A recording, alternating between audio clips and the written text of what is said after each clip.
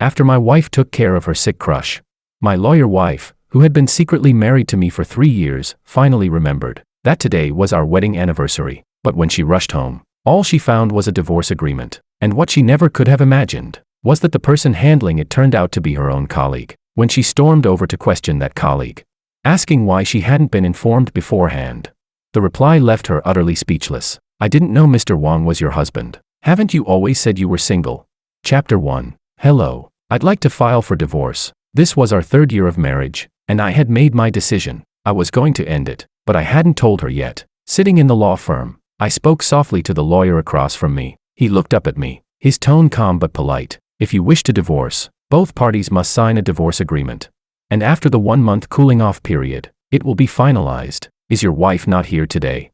I was silent for a few seconds before replying. I'll make sure she signs it. All right then, I'll draft the divorce agreement for you first. It didn't take long for the lawyer to prepare the document.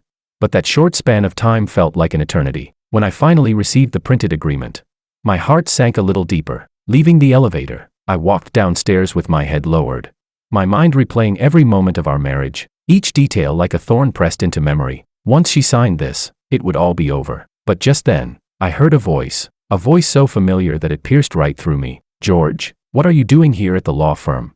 I froze and looked up. There she was, Willow, her almond-shaped eyes sharp enough to see through anyone. My heart skipped a beat, completely unprepared. She was a lawyer, and I had come to divorce. At her law firm, the irony couldn't have been greater. Fortunately, she didn't notice anything. After all, she's never really cared about me in the first place. Suppressing the tightness in my chest, I tried to sound calm. Just here for a consultation. By the way, the property transfer documents for the house Dad and Mom mentioned are ready. You just need to sign them. I flipped the divorce agreement to the last page, placed it on the reception desk, and handed her a pen. The final page only had a signature line. Willow, being a lawyer, frowned slightly, her professional instinct urging her to glance through the content. But before she could, someone stepped out of the elevator, and her attention immediately shifted to him. Just like before, her eyes softened when she looked at him, while I became invisible. She hesitated only for a moment, then signed her name hastily. All done. If there's nothing else, I have work to do.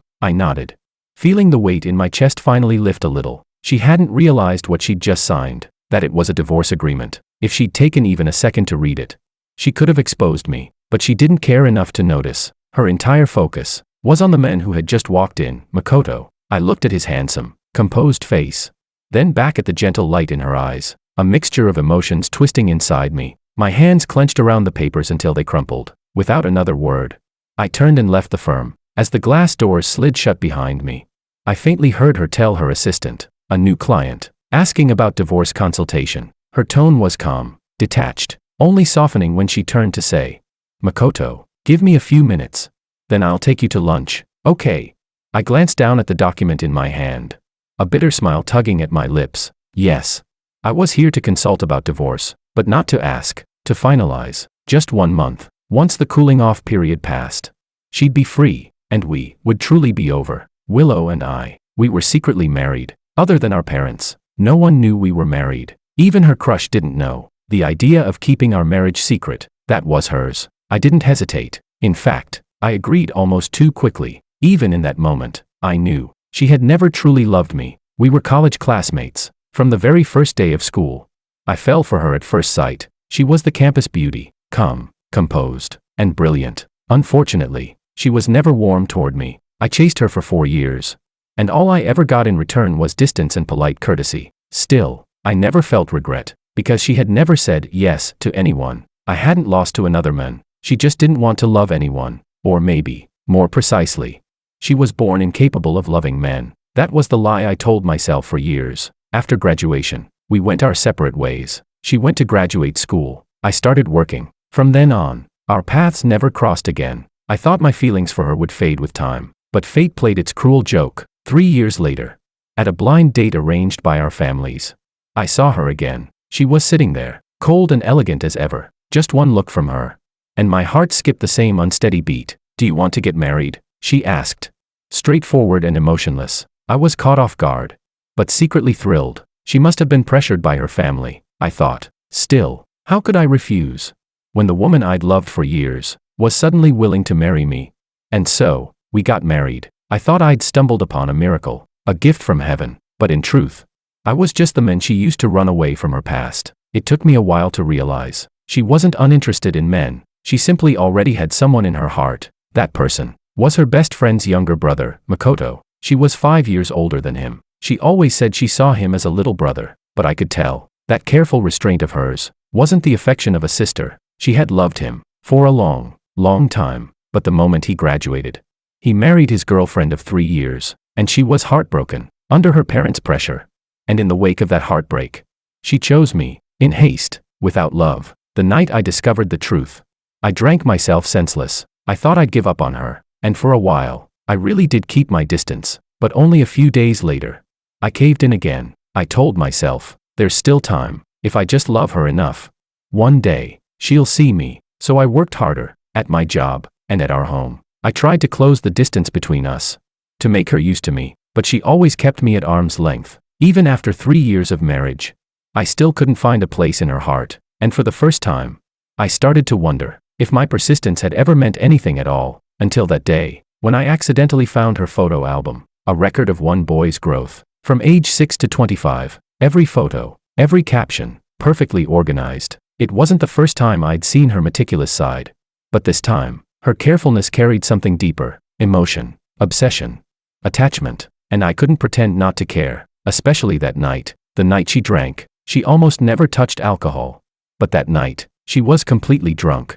Smiling with a kind of childlike joy that I hadn't seen in years, I asked her what had happened. She only smiled, said nothing. Later, I found out Makoto had divorced. In that moment, I understood. The window to her heart had never been open for me. I was nothing more than her refuge, a stand-in to help her escape her pain. But now that the man she once loved was free again, I laughed at myself for being such a fool. That's when I made my decision to end this marriage that had never truly begun. When she signed the divorce papers, I felt a strange kind of relief. She hadn't even looked at the document carefully. Her eyes focused entirely on Makoto, who had suddenly shown up at the firm. I didn't blame her. It was my choice. My greed for something that never belonged to me. Back at the home we had shared for 3 years, I stood in the middle of the living room, a space I had decorated myself, and memories came flooding in, each one painted with her silhouette. My gaze eventually fell on our wedding photo. Her smile, so forced, so distant, looked almost cruel under the light. I took the frame down and tossed it straight into the garbage bin downstairs. Then I returned, quietly sorting through our property files, determined to end this farce once and for all. When she came home, the first thing she noticed was the empty spot on the wall. She frowned, a rare expression for her, and asked hesitantly, "Where's the wedding photo?" The nail came loose, I said flatly. I took it down before it fell on someone. Willow didn't question me further. She placed the late-night meal beside me and went into the study. The sharp, spicy scent filled the room, and I froze, opening the bag.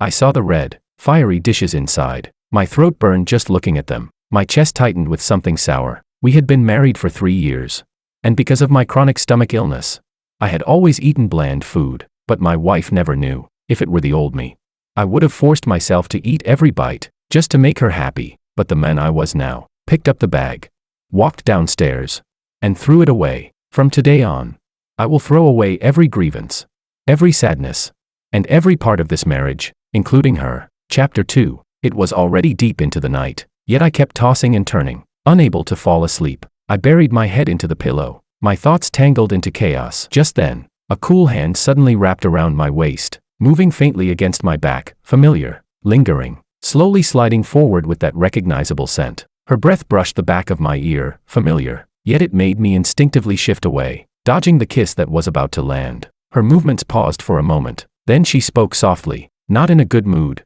I kept my eyes closed and lied casually. "My stomach hurts. I just want to rest." She didn't press further, just a gentle Then she nestled quietly into my arms. I thought she had fallen asleep. Unexpectedly, her voice came again. "That property contract you mentioned earlier, can I take a look? I'm worried there might be loopholes." My eyes snapped open, my heartbeat quickening as if something had struck me. She really wanted to see it. Panic surged, but I couldn't refuse. "You really want to see it?" She looked up at me, a flicker of confusion in her eyes, but still nodded. I stayed silent for a while. Finally, I got up and went to the study, pulling out that so-called property agreement. In truth, it was our divorce agreement. Just as I was walking back to the bedroom with the document, ready to hand it to her. Her phone suddenly rang. Willow, Maria's drunk again and causing trouble outside, you need to come. The man's voice on the other end was frantic and rushed. I heard every word clearly. Her face changed instantly. While answering the call, she was already throwing on her coat. Watching her swift movements, I couldn't help but speak up. Again, is it your brother who's getting divorced causing trouble this time?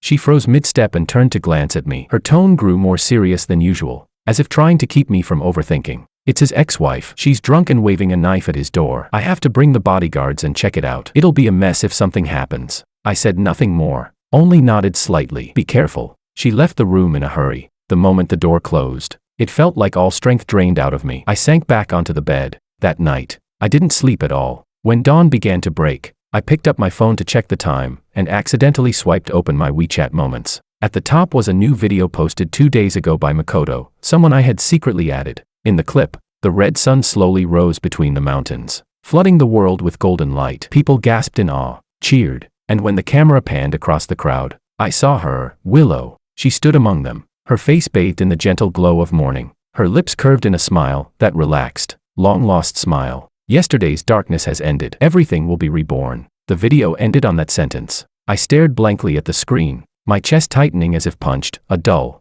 suffocating ache with nowhere to go. He, Makoto, was divorced now. With her help. How could it not happen? Willow was always decisive and capable. He was the one she had loved for years. As long as he needed her, she would give everything without hesitation. She was never meant to be mine. Now that the right person had returned to being single, I was nothing more than a transitional chapter during her emotional vacuum. She wouldn't need to say it, I could already picture it clearly. Her gentle voice telling me she wanted to end our marriage and start anew, and I would nod, as she wished. A bitter smile crept onto my lips. I put the phone face down on the nightstand. My mind replayed the way she had signed her name at the bottom of that agreement earlier in the day, without a second of hesitation. So this is what true letting go feels like, effortless, almost serene. She hadn't even looked twice, not realizing, or perhaps not caring, that it wasn't a property contract at all, but our divorce agreement. I had already made the decision for her. Rather than waiting for the day she spoke first, it was better for me to end it myself. Taking the initiative to let go, at least that would leave me a little dignity. Rather than being forced into an embarrassing silence,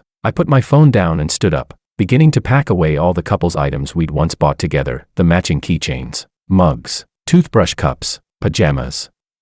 Things I once couldn't bear to throw away with even a glance, I now placed into the box one by one, without a trace of hesitation. When the box was full, I carried it downstairs. It was heavy, dragging on my fingers until they tingled with numbness. Just as I reached the bottom of the stairs, I happened to run into her returning home. She immediately noticed my strained expression and came over quickly. Why are you throwing out so many things?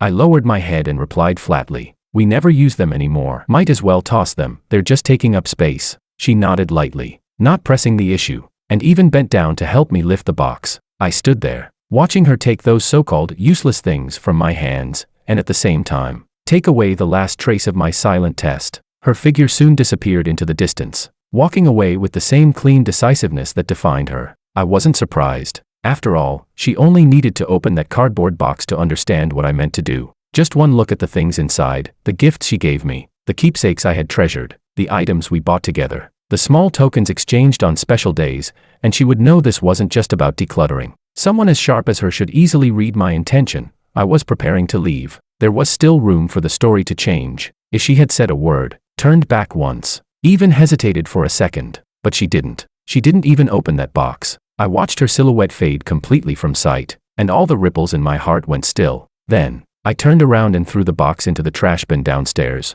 Along with it, I sealed away the last trace of possibility. No lingering affection, and none worth lingering for. Chapter 3. That afternoon, my computer suddenly froze, with a pile of documents still waiting to be organized. I had no choice but to step into Willow's study and ask to borrow her laptop. She didn't say much, simply handed it to me. I sat down, plugged in my hard drive, and as I waited for the files to transfer, a pop-up message appeared on her screen. Without thinking, I clicked on it. Willow, the firm's dinner tonight, are you bringing your boyfriend?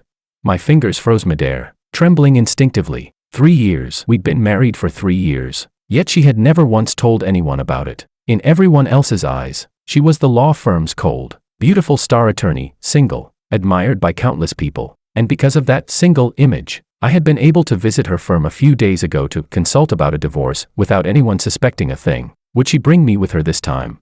I didn't know, and I didn't dare hope. While I was still staring blankly at the message, Willow looked up from her work, glancing at me as if trying to read my reaction. I immediately snapped out of it and forced a calm smile. So, are you taking me to the dinner party? My tone was light, almost teasing, like a joke, but only I knew how much quiet hurt was buried beneath the question. It was really just a disguised plea. We've been married 3 years, when will you acknowledge me as your husband?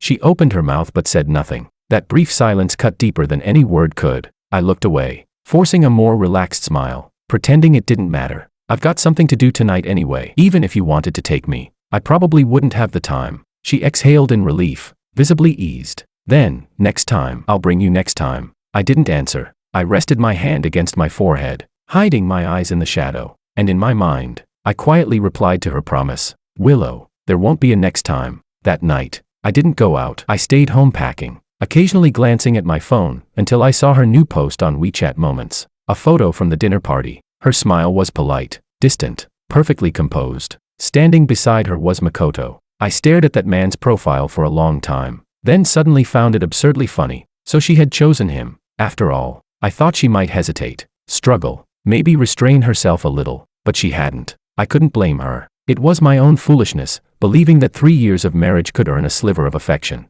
a bit of weight in her heart. Around 10 that night, I received a call from Lawyer Mao at her firm. He said he had an urgent matter and asked me, since I was nearby, to come downstairs and pick up a file for him. I agreed and drove over. But as soon as I arrived at the entrance, I saw her. She stood under the streetlight, squinting slightly, holding that very document I was supposed to deliver to Lawyer Mao. Her face was a mixture of anger, disbelief, and something else, something complicated and hard to name. Divorce property settlement agreement. George, what is this supposed to mean?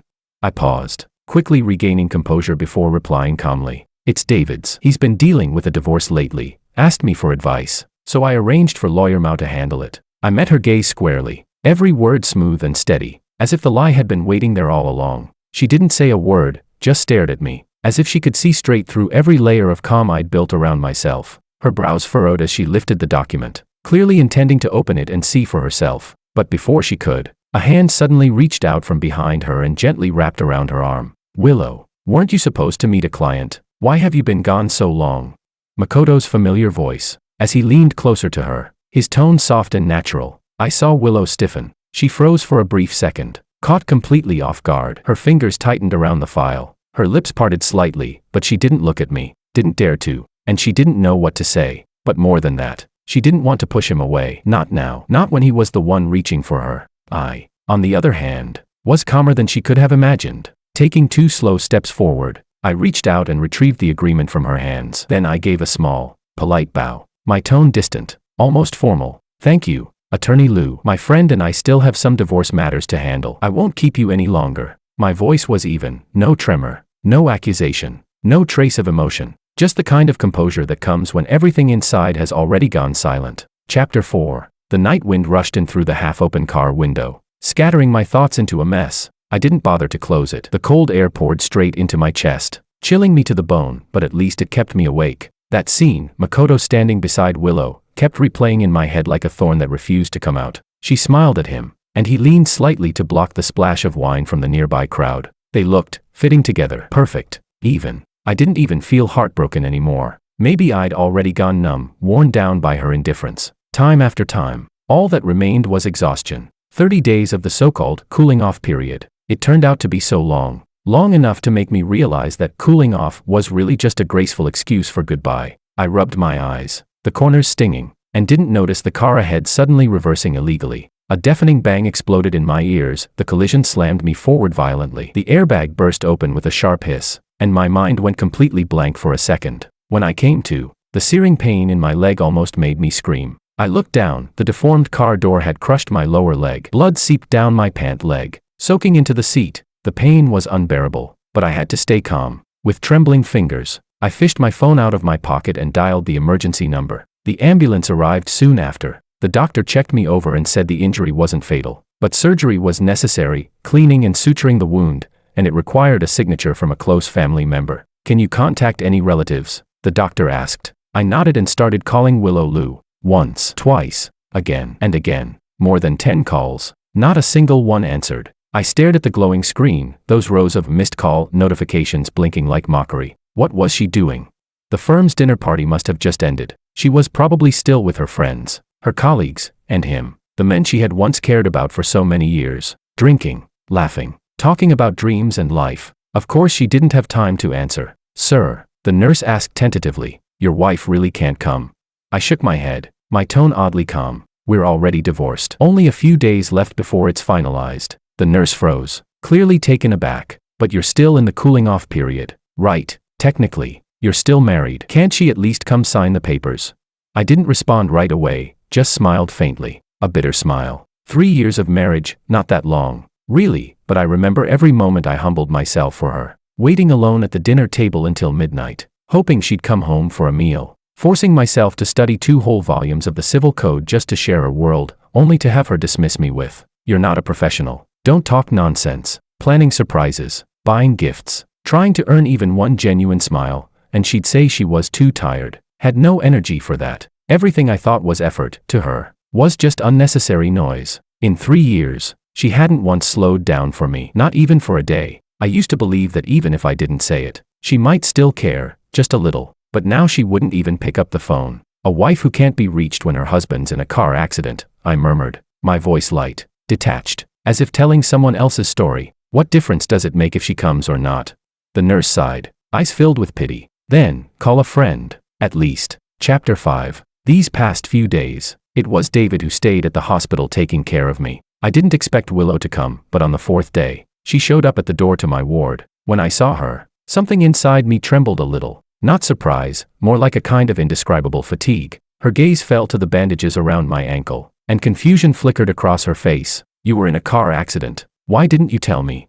I almost said, I did, that the 10+ missed calls were all from me, but when the words reached my throat, I just smiled faintly and swallowed them back. You were busy, I said softly. Didn't want to bother you over something minor. She went silent for a few seconds. Maybe she actually felt guilty, because she lowered her head, voice quieter. George. That day with Makoto, it was just a coincidence. Don't read too much into it. I looked at her with a faint smile, but there was no emotion left in my chest. Has his divorce process finished? She froze for a moment, then nodded. Yes, it's done. They're officially divorced. I gave a light chuckle. Congratulations then. I hope mine goes just as smoothly. She blinked, clearly not catching the real meaning behind my words. Before she could say anything more, her phone rang. She glanced at the caller ID, hesitated, and then stood up to answer it in the hallway. Only when she left did I finally feel like I could breathe properly again. For 3 whole years, when had I not watched my words and measured my tone around her?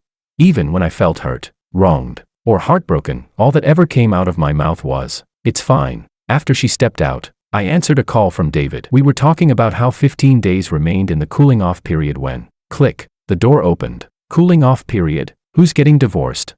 I instinctively looked up and met her shocked eyes. I hadn't expected her to come back, hadn't expected her to overhear. Luckily, David happened to arrive at that very moment. I forced down the panic clawing at my chest, pointed at him, and said evenly, he is. David blinked, confused at first, but quick enough to catch on. Yes, me. I'm the one getting divorced. The process is already underway. Willow didn't know him well enough to question it, but she still frowned. Why didn't you come to me first if you wanted a divorce?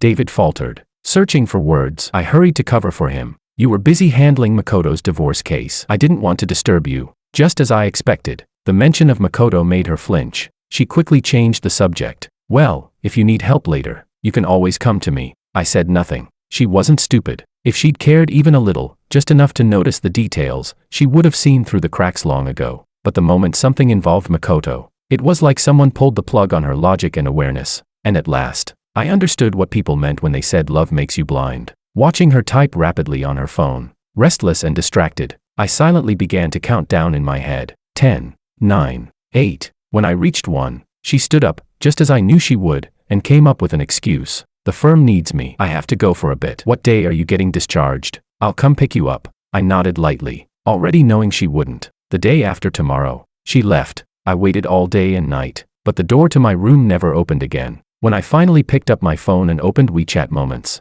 it was exactly what I expected. Makoto's new post, bright blue sky, rolling waves, a beach photo. He was smiling, relaxed, carefree. and she was probably there with him. I called her. Before she even answered, I already heard the faint sound of the ocean through the line. "George," she said, her tone brisk. "I'm out of town on a business trip. What's wrong?"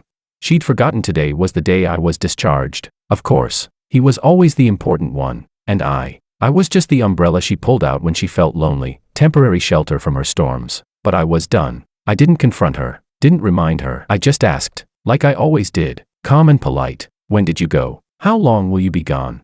"Left 2 days ago. I'll be back tomorrow." "I see," I murmured. "Take care of yourself." Chapter 6. After hanging up the phone, I called a car myself. Standing at the hospital entrance, I took out my phone and opened the calendar. 10 days left. 10 more days, and I'd be free. This 3-year dream, this illusion of love, would finally end. So what if she didn't come to pick me up?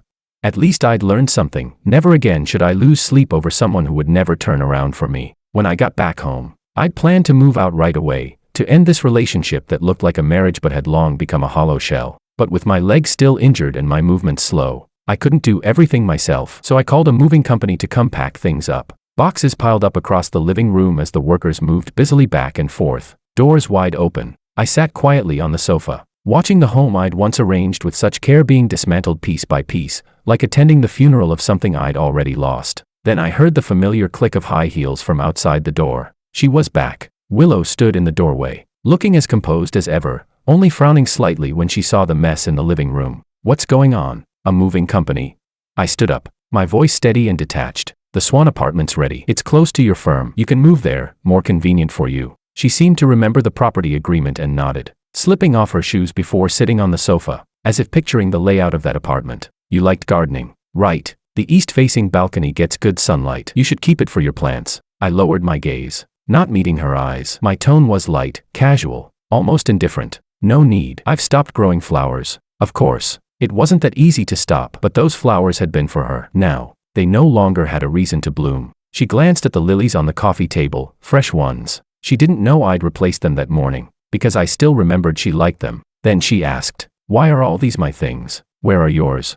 "Already moved," I replied without hesitation. She didn't seem suspicious, probably assumed I'd sent my things ahead to the new home. She poured herself a glass of water and reminded the movers not to mix up the labels on the boxes. I said nothing, only looked at her quietly. There was no chance of confusion. That new home contained only her belongings. Mine had no place there. I had no intention of inserting myself into her life again. Once everything was packed, she naturally reached out to help me downstairs. But the moment the elevator doors opened, before I could take a single step, they appeared, Makoto and his younger sister. We all froze. For a few seconds, the air itself seemed to stop moving. Willow instinctively released my arm and stepped forward, positioning herself between me and them. That reaction, whether instinct or reflex, spoke volumes. "What are you doing here?" she asked. Makoto smiled and said he came to give her a surprise. He explained that Susan wanted to see the new house, and since he hadn't been there either, he asked her parents for the address and came over. I didn't move, didn't even glance at him again,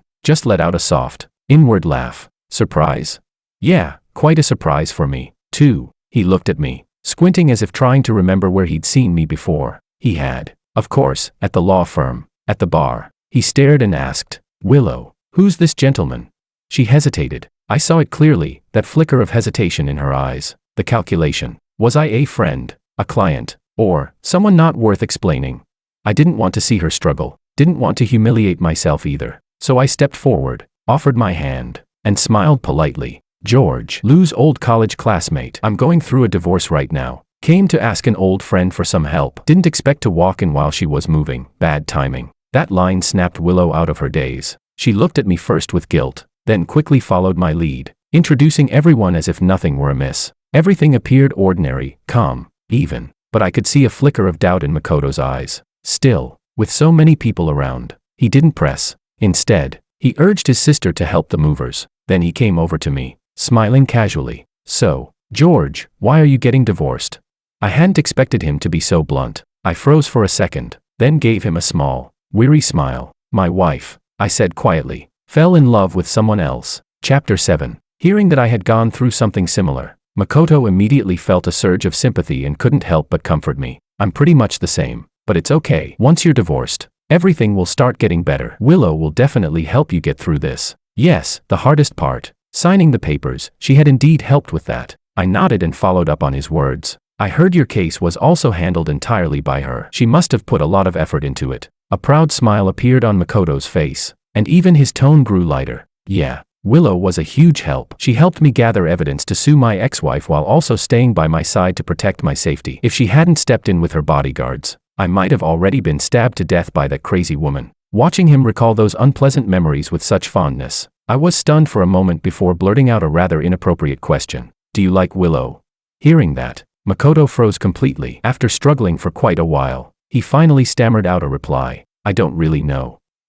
At first, I just saw her as an older sister. Since we were kids, she used to take me out to play, always looked after me, and gave me lots of gifts. When I was bullied in school, she'd step in and argue or even fight with people, ending up covered in bruises. When she found out I was divorced, she came to me on her own, saying she wanted to help. Later, my sister told me that Willow had secretly liked me for a long time. She's always been that cold and distant goddess type. Who would have thought she could fall into a secret crush? I still don't know what made her like me. Listening to him ramble on about the past, I felt a complicated mix of emotions. Through Makoto's words, I came to know a completely different Willow from the one I thought I understood. It turned out she wasn't naturally indifferent, she just didn't like me. She wasn't the kind of person who stayed passive about everything. It was just that I wasn't someone who could move her heart. Unfortunately, I realized all this too late, after I had already fallen too deep and wasted so many years on her. Immersed in his memories, Makoto didn't notice the complex expression on my face. After that talk, he began treating me as a friend he could open up to, and with some courage, he slowly voiced a question that had been buried in his heart for a long time, to someone he'd only met a handful of times. George, what do you think of Willow? I caught the meaning behind his words. Looking up at the nearly empty apartment, I answered honestly, I've known her for 10 years, but only recently did I realize I don't actually know her at all. So if you're asking me what kind of person she is, I don't think I can answer that. But what I can tell you is, this is the first time I've ever seen her like someone this much. Makoto nodded thoughtfully, looking somewhat reassured. The sun was already setting, and evening was approaching. He tugged at my arm and insisted on taking me out for dinner. Just then, Willow came downstairs, and the moment she heard that, she froze in place, her face clearly showing one word, reluctant. Seeing her expression, I couldn't help but smile faintly and declined his invitation. I still have something to do tonight. I'll let you two enjoy dinner. Before the siblings could even react, Willow grabbed me by the arm and led me straight into the car. You two go ahead. I'll drop him off and come back later. The moving truck followed behind our car as we drove out of the neighborhood. Willow's heart raced in sync with the flickering traffic lights, her mind spinning rapidly as she tried to come up with a reasonable explanation. I was the one who broke the awkward silence, my tone calm and even. There's no need to be so nervous. Before we got married, didn't we agree to keep it hidden from everyone except our parents, until we both felt ready to make it public? You're not ready yet, and I understand that. Willow took a deep breath, her voice carrying a trace of gratitude. Thank you for understanding. Honestly, little by little, I've started to accept the fact that I'm married. Just give me a bit more time, and I promise I'll make it public. I hummed softly, almost inaudibly, and turned to look out the window. 3 years of marriage, and still not public. And now she wanted to wait a little longer, but I didn't want to wait anymore. There's only so much time in a lifetime that one can afford to waste. Chapter 8. The whole way, I didn't say a single word. The scenery outside the window kept slipping backward. Yet my heart felt anchored by something heavy, so heavy that I could barely breathe. Willow, sitting beside me, kept sneaking glances my way, as if she wanted to say something but swallowed the words each time. I knew what she was thinking. Lately, she'd been sensing that something was off about me, but she couldn't figure out why. So, she started rambling, reviewing everything that had happened lately, hoping to find the root of it. I listened silently as she retraced our days together, from late-night overtime to endless law firm cases, from general work stress all the way to Makoto's divorce case, all things that had nothing to do with me. I was just an observer, orbiting the edges of her world. Eventually, she seemed to come to a conclusion. I must have been feeling down because she'd been too busy and neglected me. I didn't speak. I didn't even nod. A flicker of guilt passed over her face. Then, she offered softly, our 3rd wedding anniversary is coming up soon. Why don't we take a trip together, just to relax? I knew she was trying to make it up to me, but what was the point now?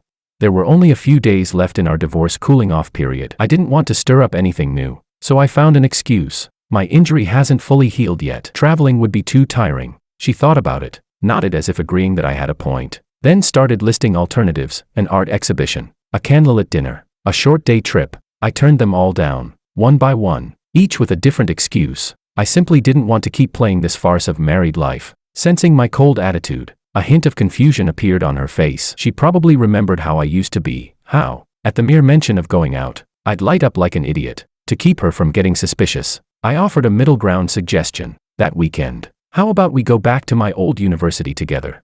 She froze for a second, clearly not expecting that. I'd never been the sentimental type, but she didn't question it. She just smiled and said, "All right." Silence fell again. I pulled out my phone and opened my calendar. The two dates sat side by side, almost as if fate had arranged it. September 6th, our wedding anniversary, and also the exact day I'd been secretly in love with her for 10 years. September 7th, the divorce becomes official. Going back to campus at such a time felt like returning to the starting point and like drawing a quiet period at the end of a 10-year sentence of unrequited love. I stared at the screen for a long time before letting out a soft laugh and murmuring to myself, "This time, you won't stand me up again, will you?"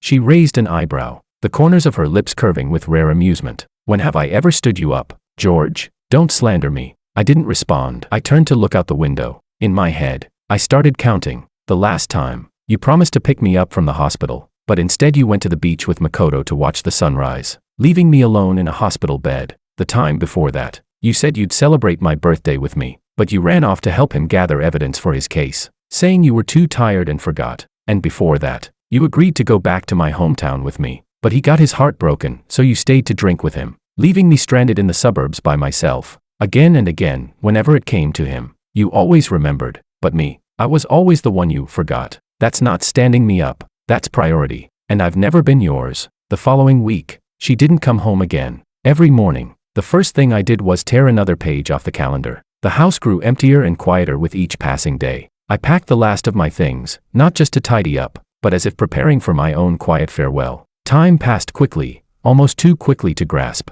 Then, September 6th arrived. I got up early, shaved carefully, styled my hair with wax, and put on an old white shirt, the one she'd given me years ago. It was plain, but she'd once said that was her favorite look on me. Today was our wedding anniversary, also, the exact day marking 10 years of my secret love for her. I slipped my camera into my backpack, planning to take a few photos on campus to mark the end of this long, one-sided love story. When I went downstairs, she was already waiting. As soon as she saw me, she smiled and, just like old times, opened the car door for me with gentle politeness. Maybe because I knew our freedom was just around the corner, I felt strangely calm, even a little lighthearted. I started chatting about our college days. She relaxed too, and even offered to take a few more photos for me, saying the day deserved to be remembered. I smiled, nodded, and quietly tucked away all the emotions that were threatening to rise. The car soon stopped at the gates of B University. I got out first and stood by the side of the car, waiting for her. She had just unbuckled her seatbelt when her phone chimed several times.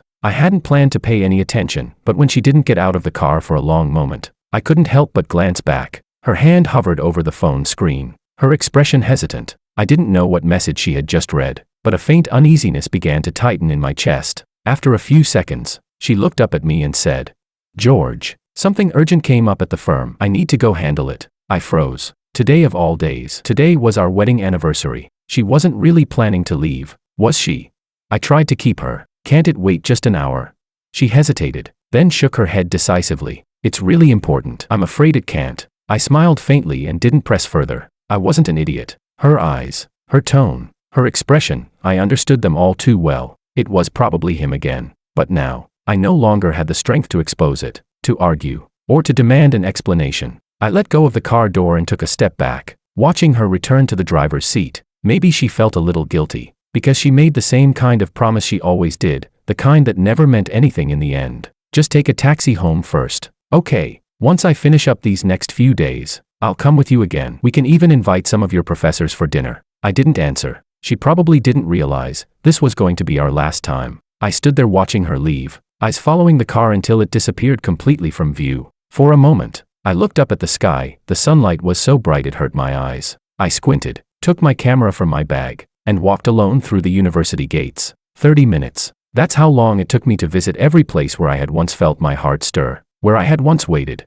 hoped, and dreamed. The classroom, the sports field, the library, the bench by the old path, and the plane tree, the one where I first saw her standing beneath it, memorizing words. I took photos of them all, not to remember her, but to say goodbye to myself. On the way home, I hailed a taxi. Sitting in the back seat, I stayed silent. The driver asked where I was headed. "Home," I said. Yes, it was time to go home. Back to that place that only had me left in it. The moment I walked in the door, my phone buzzed with a notification, a new post on WeChat Moments. I opened it. The very first one was from Makoto. A photo, taken in a hospital bed. He was lying under the covers, pale-faced. The caption was short. Fever's up to 39 degrees Celsius. But it's okay, someone's here with me. And right then, I finally understood. The so-called urgent case at the firm she had to rush to handle. It wasn't really work at all. She wasn't trapped by responsibility. She just never found it hard to walk away from me. Chapter 9. That was the moment I finally knew for sure.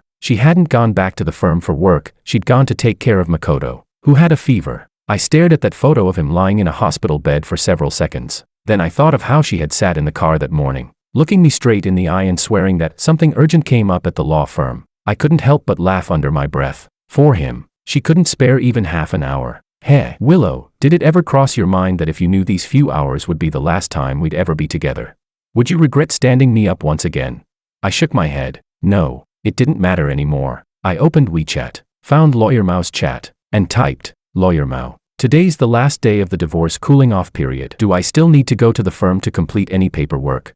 It didn't take long for him to reply. No need, Mr. Wang. Since the cooling off period ends today, the process is now officially complete. Congratulations on your new beginning. A new beginning. Those 3 words looked almost ironic on the screen, and yet I felt unexpectedly light. Yes, from today onward.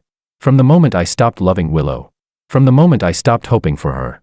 I, George, would finally begin the brilliant life that belonged only to me. I smiled as I closed my phone and walked back inside the house. 3 hours left. I gathered up the last few things in the apartment that were mine, and threw them out, one by one. No hesitation, no sentimentality. 2 hours left. I opened my laptop and imported the photos I'd taken that morning at the university, stitching them together into a short video. There I was in those pictures, standing at the library steps, sitting on the bench by the track, leaning against the plane tree where we first met. But she wasn't in any of them, and that was fine. Those memories didn't need her anymore. 1 hour left. The video was finished. I watched it once through, then picked up my camera, turned on the recorder, and faced the lens. It was the last letter I would ever send her. No blame, no sorrow, just calm, simple words. Willow, our 10 years end here. When I finished, I took the memory card out and placed it back into the camera. I set it carefully on the bedside table, next to the signed divorce papers. Everything was in its place. I picked up my last suitcase and walked out the door. I didn't look back. I wasn't going to. From this moment on, Willow, we are divorced. I wish you happiness. And as for me, I'm finally free. On the other side, Willow didn't leave Makoto's place until his fever had mostly gone down. As she drove home, she dialed George's number, wanting to fulfill her promise from before. But after more than 10 calls, all she heard was the same cold message. The number you are trying to reach has been powered off. Messages went unanswered too. In 3 years of marriage, this was the first time Willow couldn't reach him. Memories of his car accident flashed in her mind, and unease crept up her spine. She turned the car around and drove straight home. The new apartment was neat, everything back in its proper place, no longer cluttered and chaotic. But with just one glance, Willow felt something was wrong. George's belongings, not a single one remained. Her heart skipped a beat. Panic flared. She rushed to the old house. The place was empty, utterly silent. She searched every room, calling his name, but no one answered. Only when she stepped into the bedroom did she see it,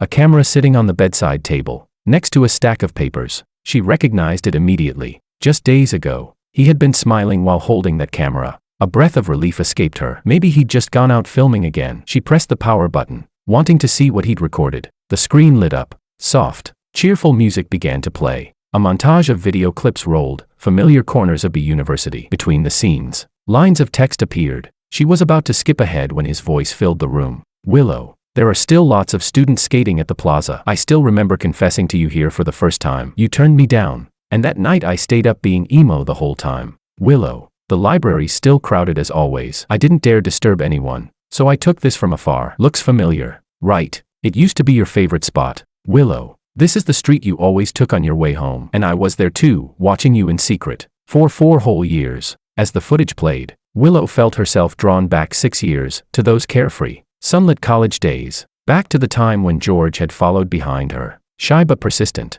Unconsciously, the corners of her lips curved into a faint smile. The music faded, but the video wasn't over. There was still 1 minute left. She thought maybe there would be some kind of surprise, perhaps he'd appear on screen with flowers or a message. She looked around expectantly, but he wasn't there. Perplexed, she pressed play again. After a few seconds of darkness, his face appeared in the center of the screen. His eyes were red, his expression tired. A chill of dread began to crawl up Willow's spine. Willow, this year marks 10 years since we met, 10 years since I first fell for you. Hard to believe, isn't it, that I've liked you long enough to measure it in decades? Honestly, it's hard for me to believe too, after all. How many decades does a person get in one lifetime?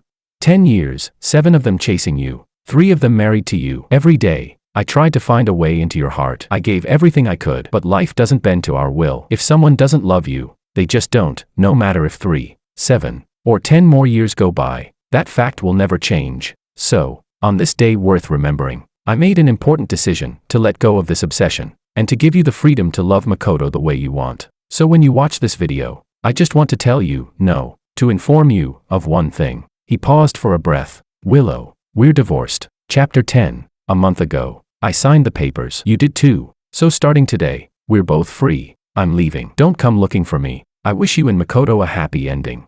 And may the rest of my life burn bright and unrestrained. Each word exploded in Willow's ears like spring thunder. She couldn't believe what she was hearing, her pupils dilated, lips trembling uncontrollably. What did he mean she had signed the papers? He had signed them. That they were already divorced. When had she ever signed anything? The camera slipped from her hands with a loud clatter, knocking over the stack of documents onto her lap. On the top page, in bold letters, the title stared back at her, Divorce Agreement. Her breath caught. She snatched it up and flipped straight to the last page. There it was, George's signature, and on the line beside it, only a few centimeters away, another signature, hers. She recognized that handwriting instantly. It was unmistakably her own, flowing and confident strokes. Willow. For a long moment, she just stared at it, as fragments of memory she had ignored suddenly began piecing themselves together. That day at the law firm, when they accidentally ran into each other, George had said he came to see her to sign some papers, but he'd been coming downstairs from the second floor, and Lawyer Mao's office was on the second floor. The time Mao asked her to pass along the property division documents, his face had flashed with a strange flicker of guilt when he saw her. And every time she came home over the past month and noticed that a few of George's things were missing, they were always his, and only his. The neatly arranged layout of the new apartment, too, it all made sense now. Everything had been carefully planned. He had lied, right under her nose, and tricked her into signing the divorce papers without even realizing it. Then, quietly, he disappeared. Once she finally pieced everything together, a rush of panic and fury surged through her chest. Gripping the divorce papers and the camera, Willow bolted out the door. She sped all the way to the law firm, stormed up to the second floor, and burst into Mao's office. The papers hit the desk with a sharp slap. Her voice trembled with anger. Was this divorce case you're doing, Lawyer Mao? Chapter 11. Seeing how agitated she was, Lawyer Mao immediately set down his teacup and flipped through the stack of case files in front of him. Yes, I handled that case. What's wrong? Willow's fury exploded, completely overwhelming her composure. She no longer cared about professional courtesy or friendship. George's case, why didn't you tell me beforehand? Mao blinked in confusion, caught entirely off guard. This case followed all standard procedures. It's already been submitted for review. There was nothing irregular. Why on earth should I have told you in advance? Because it involves me, she shouted. Why didn't you tell me? At her accusation, Mao's jaw dropped. He hurriedly flipped to the final page of the document to check the woman's name. Willow. George's wife was Willow. Wait, Willow's married. Wasn't she single? His thoughts tangled in a cloud of disbelief, his expression shifting rapidly. I didn't know Mr. George was your husband. Weren't you single?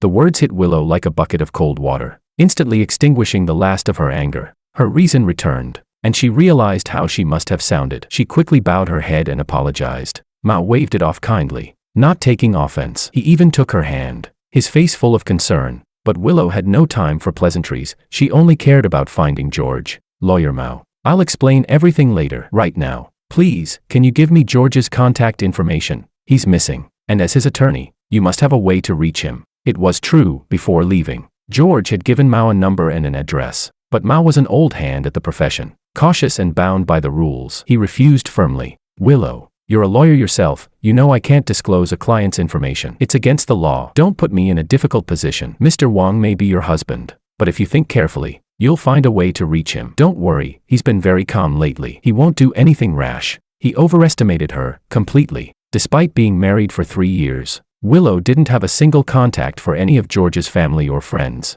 She didn't even know how to reach his parents or where his hometown was. She truly had no way to find him. So she tried pleading, reasoning, and persuading, hoping to move Mao with emotion. But no matter how hard she tried, his answer never changed. "I can't tell you anything." Desperate, Willow finally resorted to a compromise. She wrote a letter and asked him to forward it to George on her behalf. Later that evening, Mao sent her a message. Mr. Wang saw the letter, but he didn't respond. Willow immediately opened WeChat, her fingers trembling, ready to send him a message, only to find that his profile picture was grayed out. Under his name, the words glared back at her. "This account has been deleted." He had really done it, severed every last tie between them. After 10 years of knowing him, Willow suddenly felt as if she were meeting George for the very first time. Chapter 12. After leaving the capital, I didn't go home, nor did I tell anyone. I went straight to the train station. I had no destination in mind. Standing in front of the electronic board, I pointed randomly at a place, Dragon City, and bought the earliest departing ticket.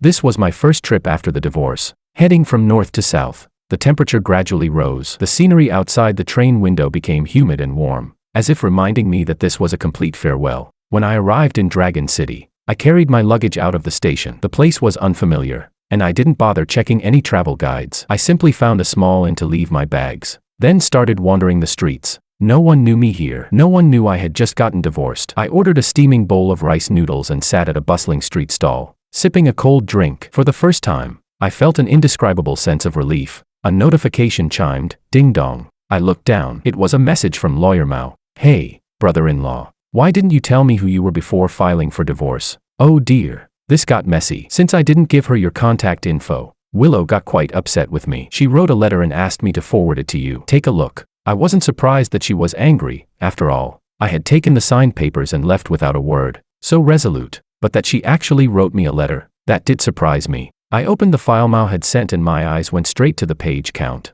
8,000 words. I almost laughed out loud. Just a divorce. And she wrote 8,000 words. Was she planning to publish a memoir? It was probably full of accusations, emotional neglect, old resentments dragged up again. All that stuff. I was enjoying my noodles and in a good mood. I didn't want her words to ruin my appetite. So I closed the document, set my phone to silent, and went back to finishing that bowl of noodles. With each bite, each sip of broth, it felt like my bitterness was slowly dissolving. Afterward, I wandered through the night market, grilled skewers, cold beer, chatting casually with a few fellow travelers I'd never met before. The divorce no longer felt suffocating. Not like it had a few days ago. It was more like I had finally set down a heavy load. Later that night, back in the hotel, I thought for a moment and finally replied to Lawyer Mao with a simple, "Thank you." Then, I forwarded that ridiculously long letter back to him, adding just a few lines of my own. Too long. Didn't read. Already divorced. Don't bother. After sending it, I tossed the phone aside. If she had really wanted to talk,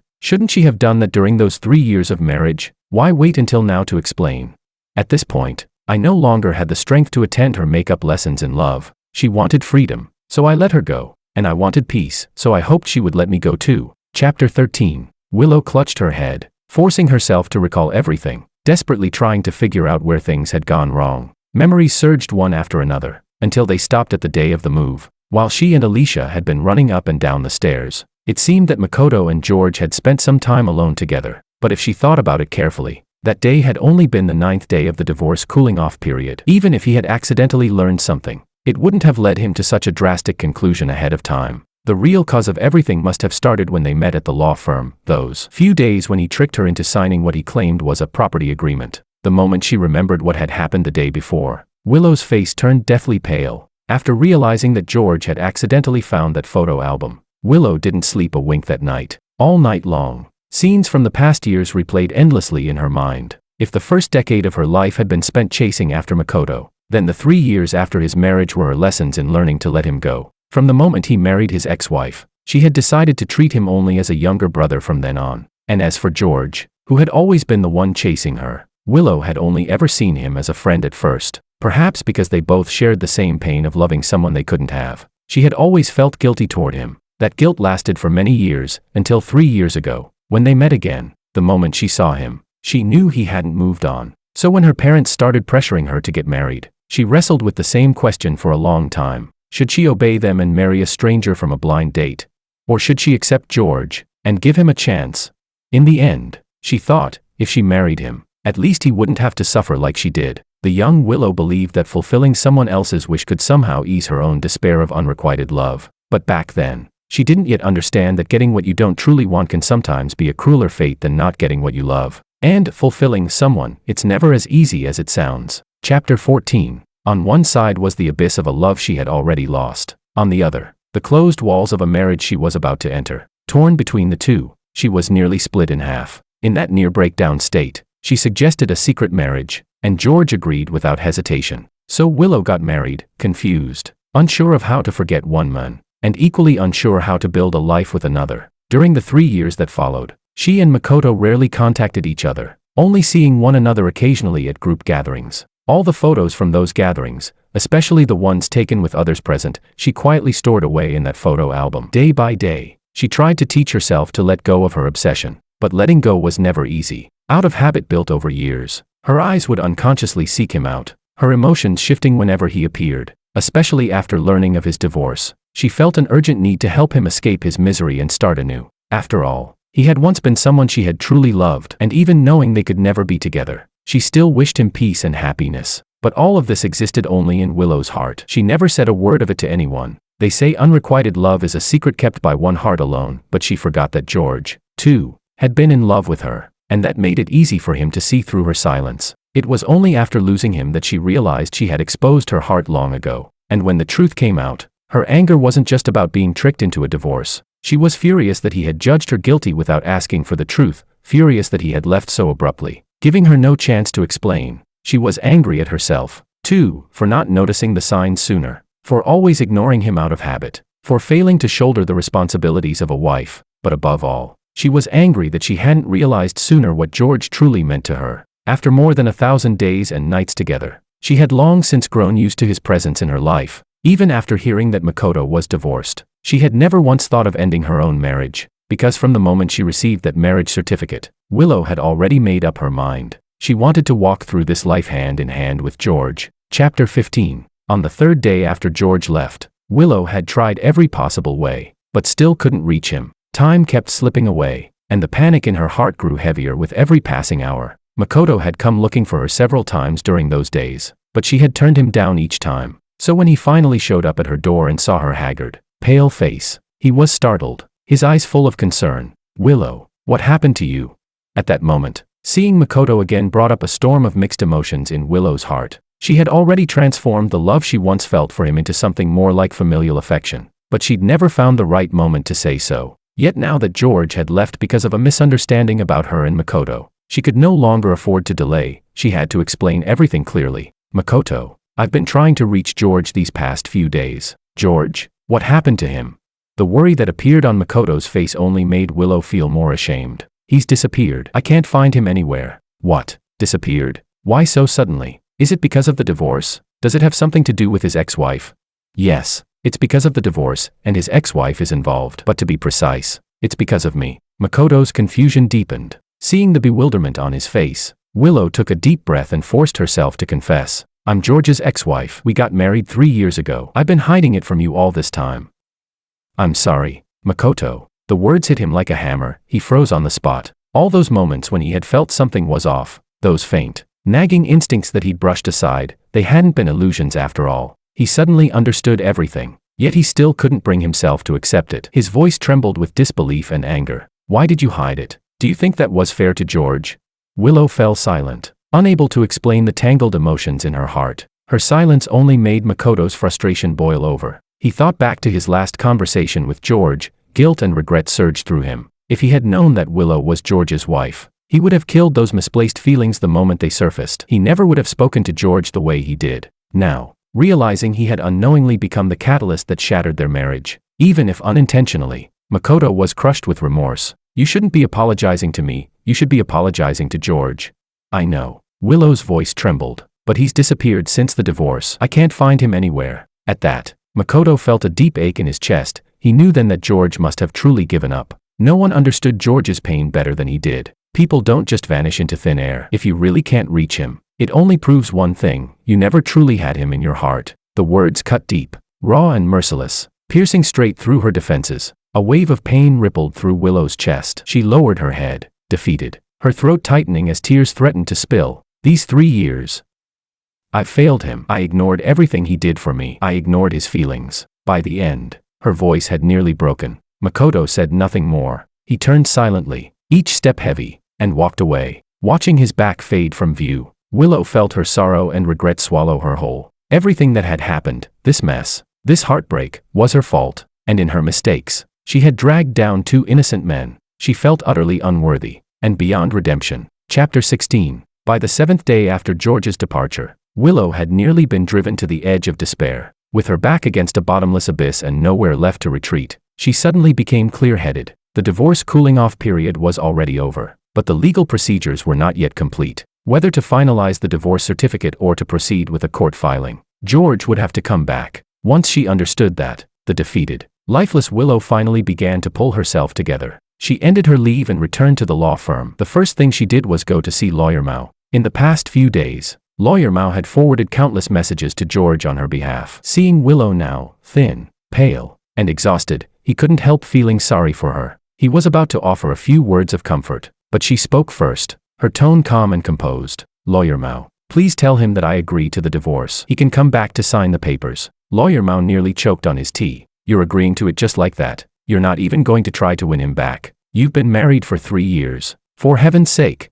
He refuses to talk to me. What else can I do? The only thing left is to respect his decision. I can't exactly drag him into court over it. Lawyer Mao sighed deeply and shook his head in helplessness. All right then. I'll notify Mr. Wang. Don't be too hard on yourself, Willow. Willow said nothing more and quietly returned to her office. She sank into her chair, her body, tense for so long, finally relaxing just a little. In her mind, though, she was already planning her next move. The truth was, she had never actually intended to go through with the divorce. What she told Lawyer Mao was just a pretext, a way to lure George back so that she could at least see him once more. As long as he returned to the capital, she would have a chance to explain everything. He had loved her for 10 years. If she could clear up the misunderstanding, surely, just maybe, there would still be a chance to start over. A message soon came from Lawyer Mao. George was at the seaside, sunbathing. In the week since he had left, he'd already traveled through 2 or 3 cities, seemingly having left all the bitterness and frustration of the divorce far behind him.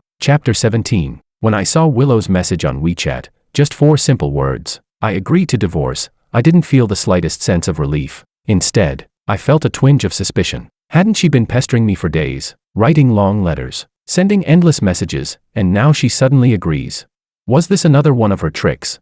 I wasn't about to let myself be fooled again. To be safe, I messaged Lawyer Mao to confirm whether that meant the process was finally over. His reply came almost instantly. After the cooling-off period ends, both parties must personally go to the Civil Affairs Bureau to finalize the divorce registration. Otherwise, the agreement is invalid. The only alternative is to file a lawsuit. Reading that, I was left speechless. Seriously, I just wanted a divorce. Why did it have to be this complicated?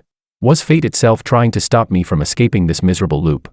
I sat at the edge of the bed, sighed heavily, and stared at the ceiling with a bitter laugh. Then I got up, put on my sunglasses, and started packing my things in silence. My trip to Dragon City would have to come to an abrupt end. The next morning at 10, I boarded a flight back to the capital. The moment the plane touched down, I felt reality come crashing back down on me. At the exit, David was holding up his phone like a human signpost, standing on his toes to look through the crowd. When he finally spotted me, his eyes went wide. Damn, George, you got so tan.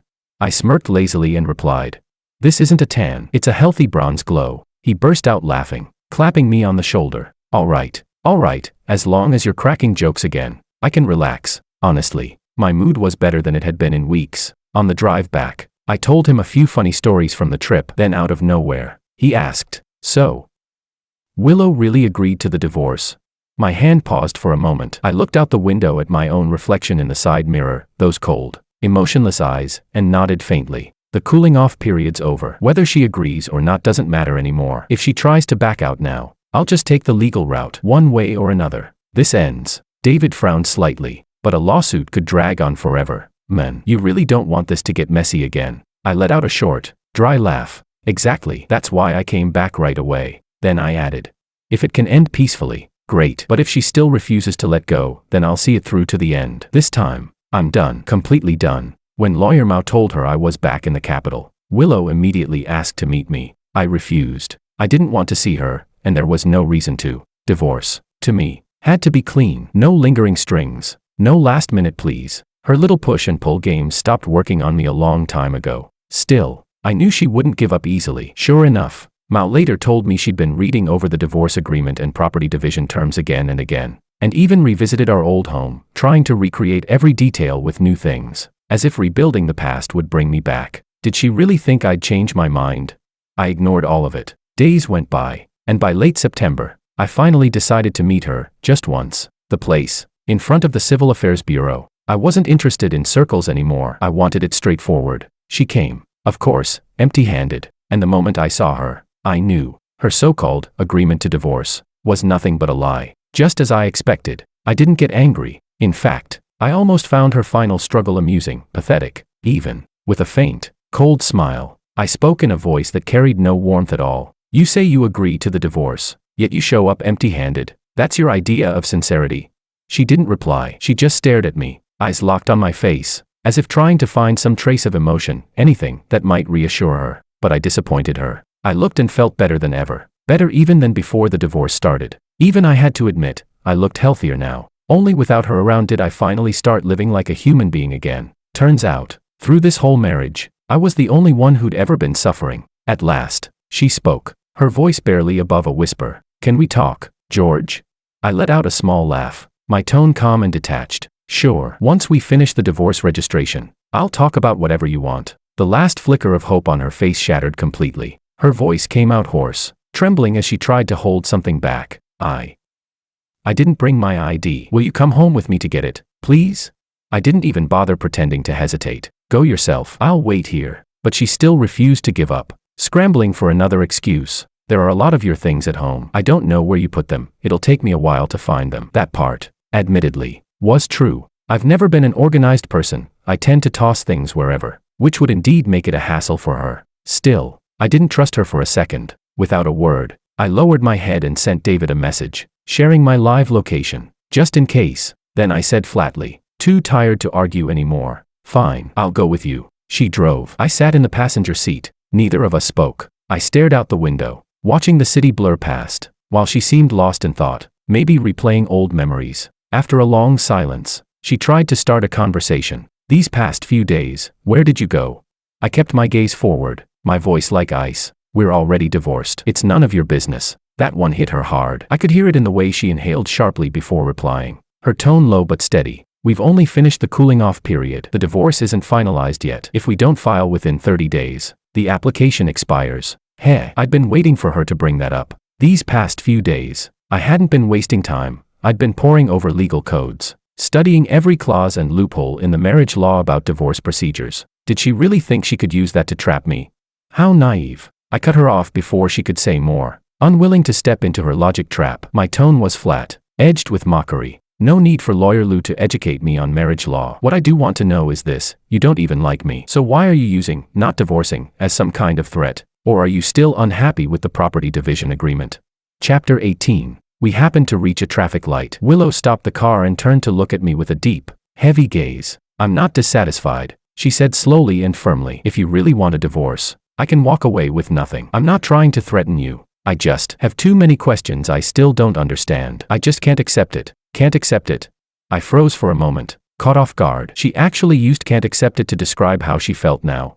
I gave a short, cold laugh, my tone still indifferent. What is there for you not to accept? That you're being divorced without knowing the full story? Or that this time it wasn't you who filed for divorce, but me, and that hurts your pride?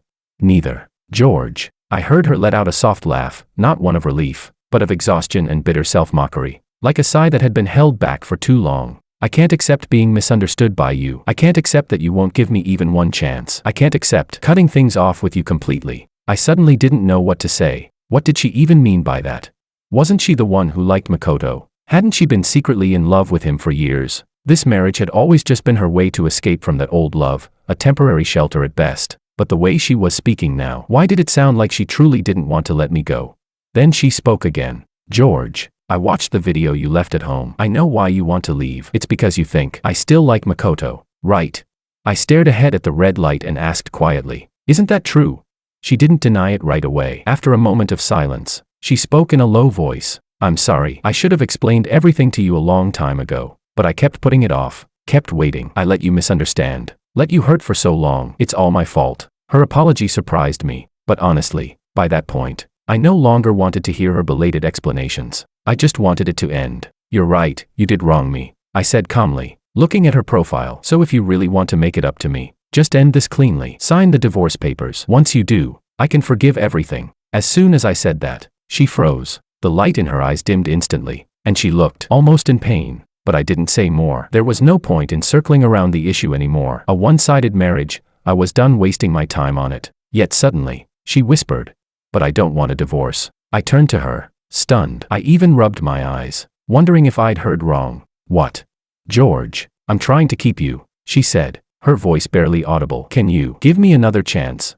I frowned instinctively. For a moment, I actually wondered if she was setting me up. She was never the type to bow her head or plead. Her sudden softness made my chest tighten. I stared at her for a long time before finally voicing the question that had been suffocating me. "You were heartbroken for 3 years and never moved on. I, on the other hand, foolishly loved you for 3 years, and you never wavered. This marriage, from beginning to end, was just me deluding myself. You never loved me. So by asking for a divorce, I'm only trying to correct a rash mistake I made back then. Now Makoto's divorced too, and he clearly has feelings for you. By all logic, you should support my decision. Free yourself early so you can pursue him openly, shouldn't you?" "No," she said softly, shaking her head. Her eyes suddenly shone brightly, looking straight at me with the same steady resolve I once had when I looked at her. "From the day Makoto got married, I told myself he could only ever be like a brother to me. I got married not because he wouldn't marry me, but because I wanted to forget him. My marriage to you was never a mistake. I truly want to spend my life with you." After all these years of knowing Willow, it was the first time I'd ever heard her speak with such solemn sincerity. It almost sounded like a confession. But I wasn't the same fool who used to melt at her every word. 10 years. For 10 whole years, I treated her as the light of my life, and yet that light had never once shone on me. Now she says she wants to spend her life with me. The cruel joke is, if she'd said this back then, I might have cried tears of joy. But now, all I feel is exhaustion. I closed my eyes, unwilling to look at those burning eyes of hers that still held a flicker of hope. My tone was as calm as I could make it, though even I could hear the chill in it. "These words you're saying," I paused, opened my eyes, and met her gaze. "Do you even believe them yourself?" Chapter 19. I never thought she would still say something like that. "I'll prove that everything I said is true. George, please, give me another chance. Okay." Her voice sounded so earnest, but I couldn't feel even a flicker of emotion. It wasn't that I was cold-blooded. I had simply grown tired of hearing these hollow promises. The car slowly rolled into the underground garage and stopped. I unfastened my seatbelt, opened the door, and said flatly, "Hand me the divorce certificate. You can prove yourself however you like after that." Without looking at her reaction, I stepped out and walked straight toward the elevator. She followed behind me silently, saying nothing. Yet I could feel the weight of her emotions, that suffocating sadness slowly spreading through the air. I didn't turn around. There was only one thought left in my mind: end this, as soon as possible. When the elevator ascended, I stood in the corner, watching the numbers climb one by one. Each floor felt like a countdown toward freedom. The door opened. I walked to the apartment door and entered the code. A soft chime, ding-dong, and the door swung open. I lowered my head as I stepped inside, debating whether to change my shoes, when something on the shoe rack caught my eye: a pair of bare slippers, identical to mine, the exact same kind I used to wear in the old house. But I remembered clearly, on the day I left, I threw them away. Frowning, I lifted my head and scanned the room. Then I froze. This wasn't my old home, yet it looked exactly like it. The curtains, the teacups, the arrangement of the cabinets, even the wedding photo in the living room, everything was replicated down to the smallest detail. It was as if someone had reconstructed my memories, frame by frame, to make me believe that nothing had ever changed. "Why did you decorate the place like this? And where did you even get all these identical items?" I finally asked, confusion and a hint of guardedness in my voice. She stood behind me, her tone slow but stubbornly calm. "I always thought you'd move in with me, that we'd start a new life together. I never expected you'd already planned to leave, to abandon me here alone. If I didn't make the house look like this, I'd feel like I didn't have a home anymore." I didn't turn around. My eyes stayed fixed on the wedding photo. She continued, "As for all these things, they weren't hard to find. It just took some effort, that's all." Effort, she certainly had that, just directed in all the wrong places. I didn't bother responding. I didn't have the patience to watch her perform her little tragedy of devotion. Without even changing my shoes, I strode deeper inside. "Nice," I said flatly. "This'll make it easier to sort through things. The sooner I get the documents, the sooner I can leave. Saves everyone time." I knew the words were harsh, but I couldn't stop myself. Because finally, she was going to taste what I had swallowed every day for the past 3 years. I could feel her fists clenching behind me, her effort to suppress her emotions. But what of it? Now she finally understood. I wasn't born submissive, nor without temper. For 3 years, I played the role of the obedient husband, gentle, considerate, patient. But no one knew that was just my disguise, my repeated compromise. It wasn't that I couldn't speak cruelly. I just feared that doing so would hurt her. But now I finally understood. My silence, my tolerance, my restraint, to her, they were nothing more than expected. She never truly considered me. Even when I was covered in wounds, she still found ways to sprinkle salt into them. And now, she says she wants to win me back. But me? I can't believe her anymore. At that moment, I saw her standing there, pale and frozen, as if someone had stabbed her straight through the heart. She didn't say a word, but I knew she finally understood. Every sentence I spoke cut like a knife, no twists, no mercy, straight into her chest. But I felt no guilt, because this pain was long overdue. For 3 years, disappointment piled upon disappointment until it became despair. She thought I was docile and easy to coax, that no matter how she ignored or hurt me, I'd always stay. Well, now she knows better. The one who needed to wake up has finally done so. She clutched her chest, her eyes vacant, standing in that replica of our home. That desperate look, trying to grasp something only to watch it shatter completely. I knew it all too well. I said nothing. I didn't plan to comfort her, because I knew this pain she was feeling now was nothing more than the fruit of the seeds she had sown herself. She was simply reaping what she deserved. Chapter 20. It only took me 10 minutes to find all the documents I needed, with everything I had prepared in advance, plus the experience I'd accumulated over the years. I worked through the checklist quickly, efficient, detached, like I was handling a routine office file rather than the formal end of a marriage. After stuffing the papers into a folder, I walked out of the room, only to find her slumped by the door, pale-faced and dazed. I narrowed my eyes. What kind of act was she putting on this time? Was she trying to feign illness now, to delay the divorce procedure on purpose?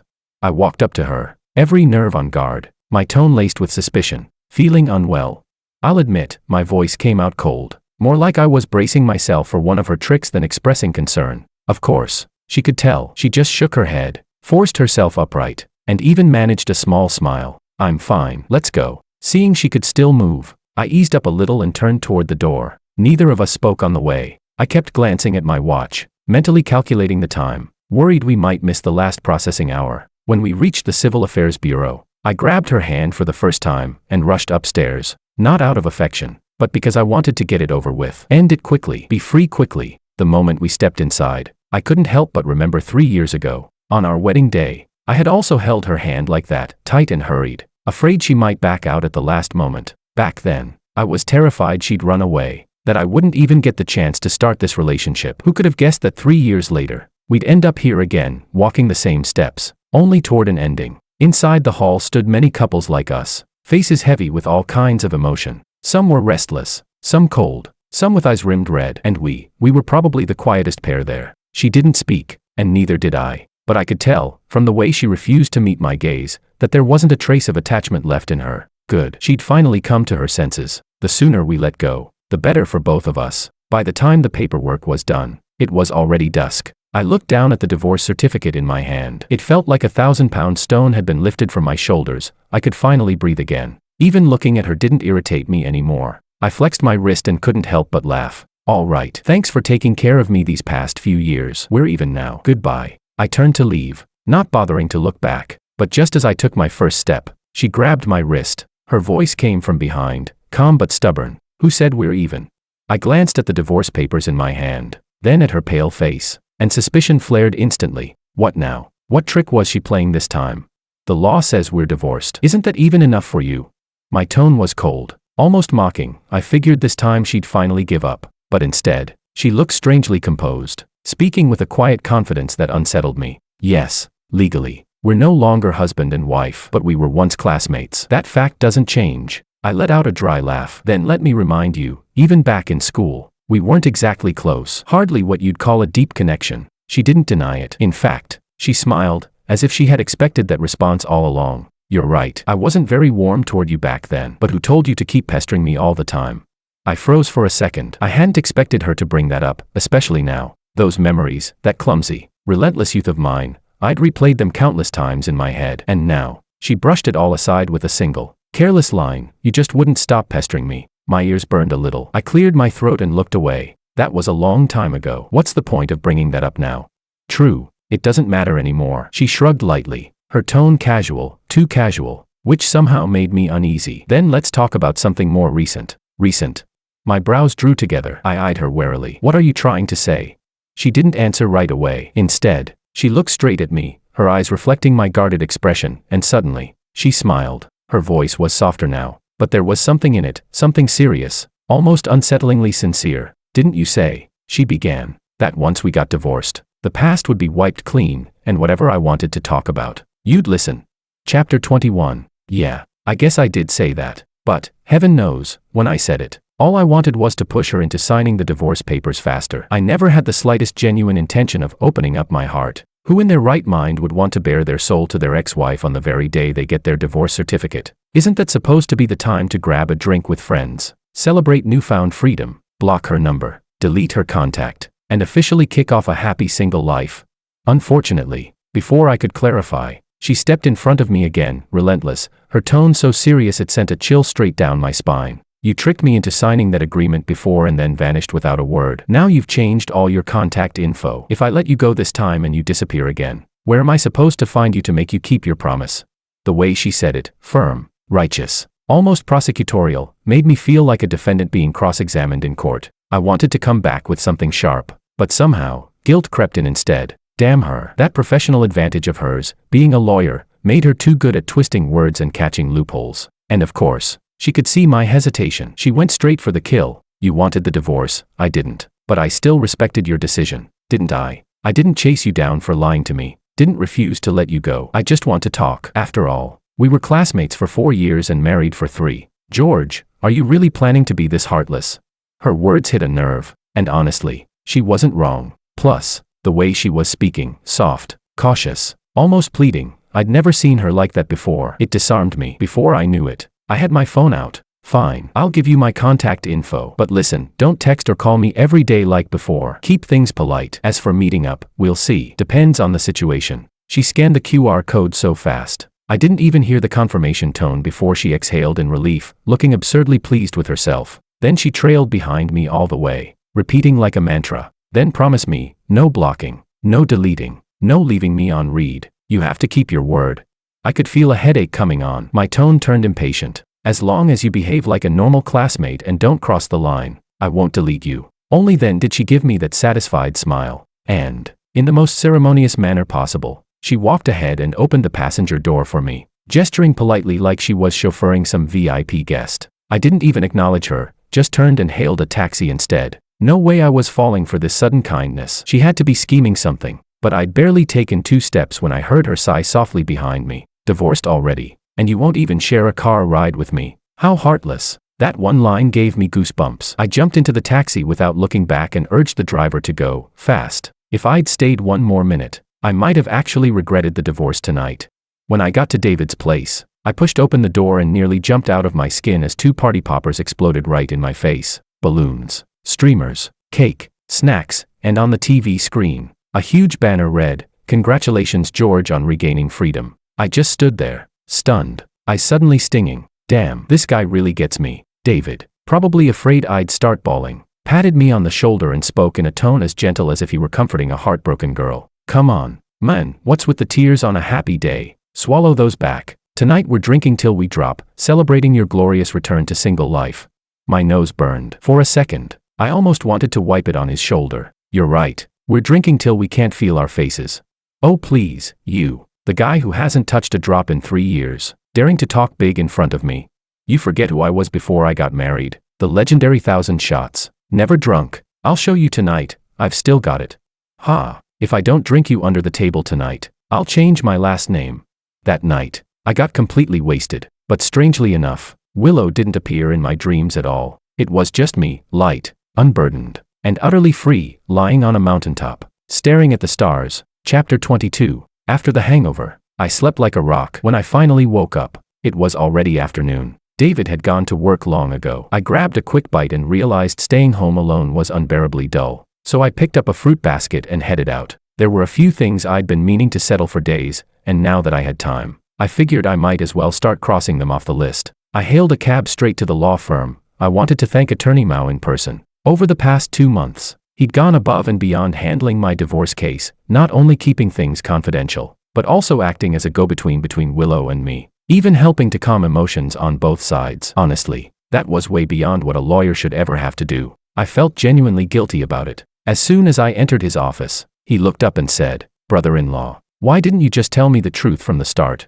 The moment I heard brother-in-law, I instinctively corrected him. "Attorney Mao, from now on, just call me George. Willow and I are divorced. Brother-in-law doesn't really fit anymore." I paused, then added, "I didn't mean to keep it from you. It's just, you know how we kept our marriage a secret. I didn't want to put you in a difficult position." He nodded in understanding but still sighed, steering the conversation back to the main point. "You two were college classmates. Isn't it a pity to end things like this? Are you really planning to cut ties completely?"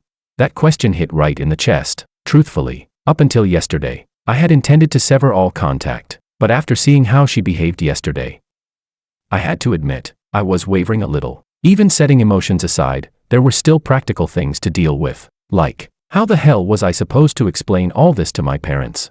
With their temper, they'd probably go confront her in person before calming down. If I didn't warn her in advance, things could get messy fast. Forget it. The whole never see each other again idea might have to wait. I let out a small sigh, shoved those thoughts aside, and said to him, "We were together for 3 years and never once had a big fight. Even the divorce was peaceful. We're not enemies, but we can't go back to what we were. As for whether we'll talk again, I don't know. Guess it depends on fate." I said it in a neutral tone, not closing the door entirely, but not making promises either. He understood and nodded, a flicker of relief passing over his face. I knew he'd been worried about Willow. He must have noticed how close to breaking she'd been lately. She was his protege, after all, so it was natural he'd feel protective. I didn't call him out on it. We chatted a bit more, then I stood up to leave, but just as I opened the door, I froze. Willow was standing right outside. I nearly jumped out of my skin. Attorney Mao looked just as startled. "What are you doing lurking outside my office?" he exclaimed, clutching his chest. She ignored him, her eyes fixed squarely on me. A bad feeling settled in my gut. Before coming here, I'd checked. She was supposed to be on leave today. That was the only reason I dared to stop by. I hadn't expected her to catch wind of my visit and show up early. I didn't want another scene. My tone was ice cold. "Move. I've got things to do." She stepped aside obediently, and without hesitation, I walked past her and headed downstairs. But the moment I stepped outside, I froze again. A torrential downpour. The street was practically flooded, water already up to my calves. I opened my umbrella and stood there, staring at the empty road. Perfect. I pulled out my phone to call a ride. 10 minutes later, nothing. Not a single car available. The rain just kept getting heavier, pounding the pavement like a drum. It didn't look like it'd stop anytime soon. I checked the weather app. The forecast said it wouldn't lighten up until after 7 p.m., which meant I'd be stuck here for at least 6 hours. I gave a dry laugh, shaking my head. Figures. Even the weather's got a sense of timing. Chapter 23. Need some help. I turned around and saw Willow standing by the doorway. The misty rain blurred her face, but there was unmistakable concern in her eyes. I didn't answer. I acted as if I hadn't heard her, but her skin has always been thicker than a wall. She didn't seem embarrassed at all, just kept talking on her own. "The last time it rained this hard was about a year ago, wasn't it? You said you wanted to try baking, but you ended up turning the whole kitchen into a disaster zone." Her voice was soft, carried along by the sound of rain, layer upon layer, like it came from far away. Yet every word still landed squarely in my ears, in my chest. I couldn't block her out. The rain was too heavy, nowhere to hide. So she stood there, little by little, unearthing every fragment of memory buried in the cracks of our life together. From that storm, she moved to our first date, from our small domestic quarrels after marriage, to the days back in college when I wouldn't stop chasing her. She spoke so earnestly, as if she were telling someone else's story, and I just stood there, trapped, forced to sink into those all too familiar scenes. But the gentler her voice grew, the more exhausted I felt, because every single thing she mentioned, I remembered vividly, and just when I'd finally started to forget, she had to drag it all back out, as if she was terrified I might actually move on. Finally, I couldn't take it anymore. "If you're so bored," I cut her off, "why don't you grab your car and make some extra cash?" She blinked, startled for a second, then smiled, as if she'd instantly caught my meaning. "Sure," she said lightly. "Hop in." I didn't say another word. I got into the passenger seat, buckled my belt, and closed my eyes, pretending to sleep the moment I sat down. To her credit, she stayed quiet. Not a word. That, at least, was a relief. Honestly, as long as she didn't talk, didn't try to make me remember, I didn't find her company unbearable. The car moved smoothly through the rain. I leaned back against the seat, listening to the steady rhythm of raindrops on the window. Strangely enough, it calmed me. When we reached my stop, I pulled out my wallet, took out $100, and handed it over. Thanks for the ride. Keep the change. She actually accepted it with a cheerful grin, tucking the bill away as she teased. It was my pleasure. Sir, feel free to contact me anytime you need transportation. I couldn't be bothered to respond. I was about to open the door and leave when she called out again. Makoto wants your contact information. Is that okay? The moment I heard that name, my stomach tightened. Images flashed in my head. That day I secretly added him on WeChat, but that account had long been deleted, so there was nothing to worry about. I nodded slightly, though a faint ripple stirred inside me. Soon, a friend request came through. I glanced at the name, Makoto. The profile looked normal enough. I accepted, and the second I did, the text, "The other party is typing," appeared under his name. I stayed where I was, staring at those gray words for a few seconds. What did he want? Was he coming to accuse me of something? To reopen old wounds? Just as that thought crossed my mind, his message appeared. "George, are you free tomorrow? I'd like to meet and talk." That was it. One simple line, but I didn't know how to reply. Makoto, he'd always been a strange contradiction for me. He wasn't a bad guy. In fact, in some ways, he fit Willow's ideal type better than I ever did. I used to envy him, hell, maybe even resent him. But between us, there had never really been any open conflict. And now, the only thing that once linked us, Willow, had been cleanly cut from my life. Logically, I should have declined his request, kept things simple, but somehow, I wanted to go. I wanted to know what he wanted to say. Maybe it was curiosity. Maybe it was something else, something I couldn't quite name. So I typed a single word, "Okay," then added a question mark, asking for the time and place. A few minutes later, he sent back the details. "Tomorrow, 3 p.m. I stared at the screen for a long moment. For some reason, it felt like I was stepping into a new chapter, a different kind of story. And for once, I didn't feel afraid. Chapter 24. The moment I saw Makoto at the cafe, a strange sense of disorientation washed over me. It had only been a month since we last met, but he looked worn down. The shadows beneath his eyes were deep, his face pale, his entire presence dimmed. I hadn't expected that. He used to be the bright one, clean-cut, radiant, like the golden boy everyone naturally gravitated toward. But now he looked like someone whose light had been quietly snuffed out. Still, I straightened up and greeted him politely. "Long time no see." When we ordered, the air between us felt as awkward as ever. We weren't friends, not really, and sitting across from him now, the silence felt heavier than it should have. I could only stare out the window, watching raindrops slide down the glass. In the end, it was Makoto who broke the silence. "George, I asked you out today because I wanted to apologize." "I'm sorry." I blinked, turning to look at him. His expression was serious, almost nervous. I waved my hand quickly, trying to ease the tension. "There's nothing to apologize for between us." Really. And it was true, there wasn't. If anyone owed anyone an apology, it certainly wasn't him. But hearing me say that only seemed to deepen the guilt in his eyes. "That day, I didn't know you and Willow were married. I said a lot of things I shouldn't have. I might have hurt you. I really am sorry." Only then did I realize he was talking about the day at the law firm. He'd said quite a bit in front of me, congratulating the happy couple, talking about how Willow had always been emotionally pure, how she deserved someone who truly loved her. Yeah, I'd been uncomfortable that day, sure, but I didn't hold it against him. I smiled faintly, trying to keep things light. "It's fine. I was the one who didn't make things clear. I kept it from you first. You were just saying what anyone in your position would have said. I don't take it personally." I paused for a second, then added, half jokingly, "Honestly, what you said that day kind of helped me. It made me more certain about ending things. So really, you should be glad I finally moved on." I meant it, every word. But he dropped his gaze, eyes reddening slightly. "For things to turn out this way, Willow and I both share the blame. We wronged you." I opened my mouth, wanting to say it's not your fault, but the words got stuck in my throat. I didn't know how to comfort him, not when his guilt was so raw, so real. "George," he continued, voice trembling a little, "I also wanted to tell you. Willow and I have cleared things up. From now on, we're just siblings. But could you," he hesitated, then looked straight at me, "could you give her another chance?" That stopped me cold. I'd expected him to bring up almost anything else, except that. Of all people, I never imagined he would be the one asking me to get back with her. And what shocked me even more, I'd always assumed they were already together. On the day of my divorce, I had mentally prepared myself for that outcome, for them to get married eventually, maybe even soon. But instead, here he was, urging me to reconcile with her. "I'm already divorced from her," I said, unable to hide my confusion. "Why didn't you two end up together?" He lowered his head, silent for a long moment. before finally speaking in a subdued tone. He told me he'd known for years that Willow liked him, but he'd pretended not to know. Then, after his own marriage failed and left him broken, it was Willow who had helped him through those dark months. At the time, he thought she still liked him, and slowly, inevitably, he started to fall for her too. But as they spent more time together, he began to notice something, a change. Subtle but undeniable. The way she looked at him had shifted. There was no longer that old glimmer in her eyes. She looked at me, he said softly, voice almost cracking, like an older sister looks at her younger brother. He paused, took a deep breath. Later, I realized I was no longer the special one in her heart. He explained that the day he spoke to me, he genuinely didn't understand what Willow was thinking anymore. He'd hoped talking to me might give him some clarity. But once I learned the truth about your divorce, he said, I finally understood. I was the one who disrupted her life. During that time, she was like someone possessed, searching for you everywhere. And in her eyes,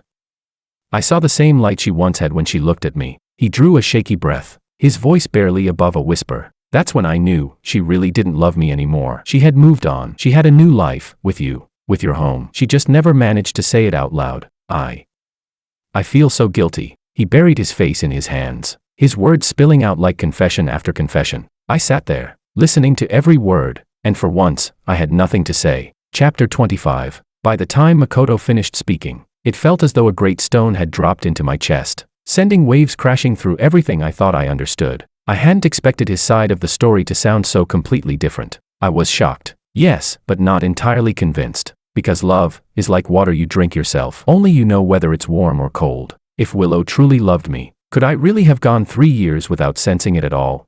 So, faced with Makoto's sincere explanations and gentle persuasion, I stayed silent for a moment before answering. No matter whether her feelings for you were love, affection, or friendship, I said calmly, to me, they were always deeper than whatever she felt for me, her husband. The reason I wanted a divorce wasn't only because of you. It was everything, all the small disappointments, the quiet hurts, the years of pretending, that finally made me see what marriage really was. That's when I lost all hope. I stated it as plainly as I could, and Makoto seemed to understand. Whatever words he had left to say died on his lips. Our eyes met across the table. I saw the faint redness around his eyes and couldn't help but sigh. In the end, I said softly, this whole thing is between Willow and me. You're innocent in it. You shouldn't have been dragged in from the start. What's done is done. The divorce is final. If I, the one living it, can move on and let go, then what's left for you to dwell on? Let it all go. Makoto, live your own life. It's not too late for either of us to start again. Chapter 26. Though the conversation had ended, Makoto couldn't calm himself for a long time. He sat there alone, staring into his untouched coffee, replaying every word in his head until at last he began to understand what George had really meant. Yesterday's things die with yesterday. Today's things are born anew with today. In that instant, all the dark clouds that had gathered in his mind slowly dispersed. He stood up, crossed to the private room next door, and gently pushed the door open. The room was silent. Willow sat leaning back in her chair, saying nothing. Makoto called to her softly, Willow, are you okay? Every word of the conversation between him and George had reached her ears. She wasn't okay, but in front of him, she hid it well, forcing herself to sound steady. I'm fine. There was a faint tremor in her voice, and Makoto noticed it immediately. He lowered his gaze and sat across from her, searching for something, anything, comforting to say. I can understand how George feels, he said finally. I don't know what happened between you two these past 3 years, but it must have been hard for him, hard enough that he wanted to end it and start over. Willow, if he's chosen to let go, maybe you should too. It was sound advice, and she knew it. But Willow also knew that the pain and despair George had endured during their marriage, all of it had come from her. She was the one who'd driven it to this ending. What right did she have to talk about letting go? No amount of comfort could touch her now. She didn't want Makoto to worry about her either. So she steered the conversation away, insisting on driving him home. As they parted, he asked one last question. Willow, can you let George go? Could she? No, Willow thought. A sad smile touched her lips, but there was a quiet strength in her voice. He chased me for 10 years, she said, and even though I married him, I never truly treated him the way he deserved. Losing him, that's the punishment I earned. After 3 years as husband and wife, he's become a part of my life I can't erase. How could I just let go? Whether he hates me or resents me, I still want to try again, whatever the outcome. I'll follow my heart. Makoto didn't try to dissuade her. He simply lifted his hand and waved, a small but genuine smile on his lips. Willow, he said softly, thank you for everything over the years, and I hope that in the end, you get what you truly wish for. Chapter 27. After saying goodbye to all my friends one by one, I finally slung my luggage over my shoulder, ready to set off again, to finish the journey around the world that I should have completed long ago. David drove me to the airport, nagging the whole way like an overprotective father. Remember to be careful wherever you go. If anything happens, call me. And if you find good food, fun places, or beautiful sights, take pictures and send them to me. Okay. Oh, and if you ever get tired and can't find a place to stay, just come back. You still remember the code to my door lock, right? Dragging my suitcase beside him, I couldn't help but laugh. I'm going on a trip, not running away from the law. Can you not make it sound like we're saying our final goodbyes? That one line almost ruined the whole mood. David rolled his eyes so hard I thought they'd pop out, then reached over and pinched my cheek. You heartless bastard. Last time you disappeared for days without replying to a single message, I was about 2 minutes away from filing a missing person report. I told you I replied in my mind. I said with mock sincerity. Didn't you get it? I believe your ass. And just like that, we bickered all the way to the gate, neither of us willing to lose. It wasn't until boarding was called that we finally, and reluctantly, parted ways. Not long after passing security, while I was still searching for my seat on the plane, my phone buzzed. A message from David. I just saw someone, looks exactly like Willow. My heart skipped a beat. I whipped my head around, scanning the boarding crowd, but didn't see her. After a few seconds, I exhaled in relief and typed back, "You must have seen wrong." His reply came almost instantly, sharp, certain, urgent. "It's definitely her. Be careful." A faint unease began to creep up my spine. I hadn't told anyone about this trip, not even the destination. So how could she possibly know? To be sure, I messaged Mao, my lawyer. Willow handed in her resignation the day before yesterday. I don't know where she went. The moment I read that reply, my body tensed. She'd quit her job. Then the person David saw, could it really have been her? I was still trying to figure out if I'd somehow leaked my travel plans when a voice, one I knew all too well, suddenly sounded from behind me. "Excuse me, sir, could you please move aside?" I froze. Slowly, I turned around, and there she was, Willow, standing right behind me, smiling as innocently as ever, her eyes shining with that maddening, deliberate brightness. "George, what a coincidence," she said sweetly. I didn't bother playing along. I frowned, my tone sharp. "Why are you on this flight?" "Business trip," she said, completely straight-faced. I gave a short, humorless laugh. "Oh really? You're that dedicated to your company after you just quit?" Her expression didn't falter. In fact, she looked pleased. "You actually know about my resignation. George, you do care about me." I was speechless. I turned my head away and went straight back to my seat. A few seconds later, she followed, and sat down right beside me. She waved her boarding pass with a smug little grin. "We're seat neighbors, apparently." I took a deep breath through my nose, forcing my voice steady. "You're stalking me, aren't you, Attorney Liu? That's a crime." She blinked innocently. "Please show me your evidence. Otherwise it's defamation." "Mr. Wang." Of course, I had no evidence, so I switched tactics. "We're divorced," I said coldly. "Would it kill you to just live your own life and let me live mine? Why can't you stop following me?" Her head dipped slightly, her voice softer now, but her tone carried that same subtle pull I'd come to dread. "You promised me we'd have a proper talk, but you left again without saying anything. I was afraid this time you'd really disappear." My chest tightened, not from guilt, but from the familiar, weary mix of frustration and helplessness she always managed to stir. This woman was a master at getting under my skin, using that gentle, patient tone that sounded like care, but always came with strings attached. But now that she'd tracked me down even on a plane, there was nowhere left to run. I sighed, turned toward her, and said evenly, "Fine, you wanted to talk. Let's talk now. I'm all ears." Chapter 28. Did you decide to divorce me because of that photo album? She finally asked the question I'd known was coming. I wasn't surprised, and I didn't plan to lie. Yes, and no. I leaned back in my seat, my voice steady. That thought had been there for a long time. The album just lit the fuse. Even if I hadn't seen it that day, it was only a matter of time before I couldn't take it anymore. It was the truth. That suffocating state we were living in, it had gone on far too long. The explosion was inevitable. She didn't respond. I glanced sideways and saw her head slightly bowed, guilt flickering in her eyes. "I didn't do well enough," she murmured. "If you had so many complaints about me, why didn't you tell me earlier?" A soft, humorless laugh escaped me. My eyes drifted toward the window, the tone of my voice cooling. "You liked Makoto once, didn't you? And you never told me either." I just followed your example and chose silence. The words hit her hard. I saw it in the way her shoulders tensed, her breath catching as she scrambled to explain. I did like him. Yes, but that was a long time ago. After we got married, I really tried to move on, to make things work with you." I turned my head and looked at her face, flustered, desperate, but I couldn't bring myself to care anymore. "Whether you were sincere or not, It doesn't matter, I said slowly, each word sharp and deliberate. What's past is past. I just want to make peace with it, and stop wasting energy on things that aren't worth it. Do you understand?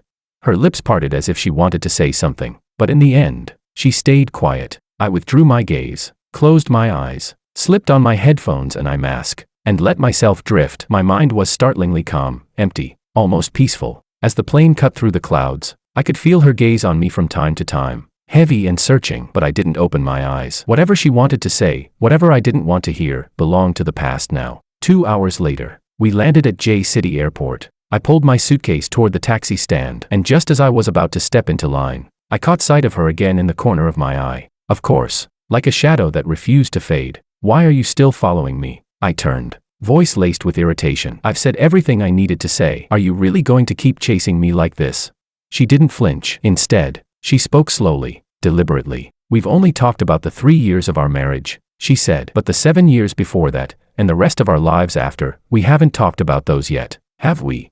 I let out a short, cold laugh. What's there to talk about? I liked you for 7 years, then we went our separate ways. That's the whole story. She lifted her head, her eyes calm but burning with a strange intensity. That look, it pulled me backward in time. Back to that night outside the university library, the first time I confessed my feelings. I'd been standing there, face burning, blocking her path with all the courage I could muster. She had only smiled and said, "Thank you." That single word had doused every bit of fire in me. I'd turned to leave, embarrassed and defeated, but then she had laughed softly. Back then, I'd thought she was laughing at me. "It's okay if you don't like me now," I'd said, trying to sound braver than I felt. "The future is unpredictable. Miss Liu, don't make up your mind so soon." How naive I'd been, foolish, but stubborn to the bone. And now, a decade later, she threw the same line back at me. "The future is unpredictable. George," she said gently, "don't be so quick to make up your mind." For a moment, I froze. 10 years of memories came rushing back all at once. Time, it seemed, had drawn a perfect circle, bringing us right back to where it all began. Only this time, the roles were reversed. The one doing the chasing had changed. The feelings that came too late were finally spoken aloud. But I was no longer that boy who blushed under the streetlight, waiting for her answer. I lowered my head, avoiding her gaze, yet I couldn't stop the faint tremor in my chest. That quiet ripple of emotion I thought had long died, slowly, quietly returning. Chapter 29. October in J City finally brought a hint of coolness to the air. Dragging my suitcase into the hotel lobby, I glanced down at the confirmation message on my phone, wondering if this trip could still return to the quiet I'd originally hoped for. Then I looked up, and there she was again, Willow. At this point, after so many coincidental encounters, even the most gullible person wouldn't believe it was by chance. "In a city this big, with this many hotels," I said, my tone clipped and sharp, "don't tell me this is another coincidence." She, of course, was perfectly calm, as if stalking an ex-husband across provinces were the most natural thing in the world. Her lips curved into a serene smile. "Coincidences can be heaven's will or human intent," she said. "Maybe meeting you again is just my good luck." "George," I almost laughed. Not from humor, from disbelief. I rubbed my temples, forcing myself to stay calm. "If fate was really on our side," I said flatly, "we wouldn't have ended up divorced." "Don't use destiny as an excuse, Willow." She tilted her head slightly, that familiar spark of amusement lighting her face. "Or maybe," she said softly, "our real story begins after the divorce." A humorless chuckle escaped me. "Funny, I'd say the moment we signed those papers, fate cut its losses. Everything after that, just bad karma." She actually nodded. "And what's so wrong with bad karma? 7 years ago, didn't you create accidental meetings over and over until I remembered you? Now it's just my turn. Think of it as balance." Her voice was light, casual, but every word managed to hit right where it hurt. "Is digging up the past your only skill?" I asked through gritted teeth. She smiled, all too pleased with herself. "No, I'm also good at creating coincidences." I couldn't help it. I actually laughed. "What did I ever do to deserve being haunted by you?"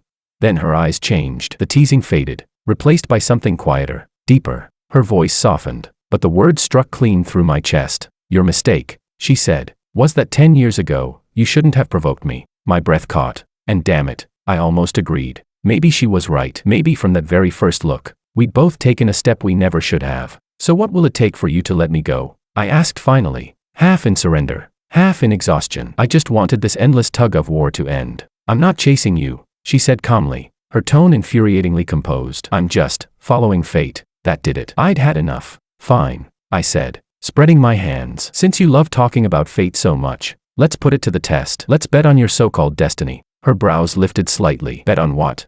I checked the time. No phones. We each take 100 yuan in cash. There are 2 buses outside, one going east, one west. We get on different ones. If you find me before midnight, you win. Her eyes lit up, like a kid who'd just been handed the rules to her favorite game. And what's the reward if I win? I smiled faintly. I'd been waiting for that question. The loser grants the winner one request, I said. Anything they want, but they have to keep their word. Without hesitation, she nodded. If I win, you have to give me a chance to chase you again. For a brief second, I actually felt relieved. At least she hadn't said remarry, but that relief didn't last long. Looking at her calm, determined face, something in me twisted uneasily. You sound awfully confident. You really think you can pull this off?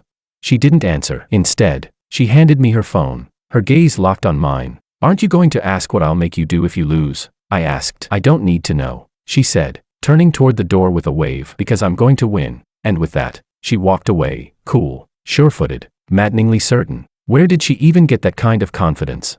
I glanced at the clock again. J City's last bus ran at 9. If she could really find me before midnight, then maybe, just maybe, fate wasn't done with us after all. I chose the northern route. The bus looped through several districts before ending at a deserted terminal. There wasn't much around, just a flickering street lamp, a row of vending machines, and the low hum of insects in the cool October air. I wandered into a 24-hour convenience store, bought a bottle of water, and sat in the corner, watching the clock tick. At first, I thought I could wait it out. 2 hours, maybe 3. She wouldn't find me here. She couldn't. But as time crawled past 10, then 10:30, a faint unease began to grow in my chest. By 11, I couldn't sit still anymore. I told myself it was pointless, that this was just another one of her games. Yet before I knew it, I was outside, flagging down a taxi back to the hotel. When I reached the lobby, it was 11:40. The room key in my pocket read 15:08, but somehow, I couldn't bring myself to go upstairs right away. I lingered near the elevator, counting the seconds. 11:45,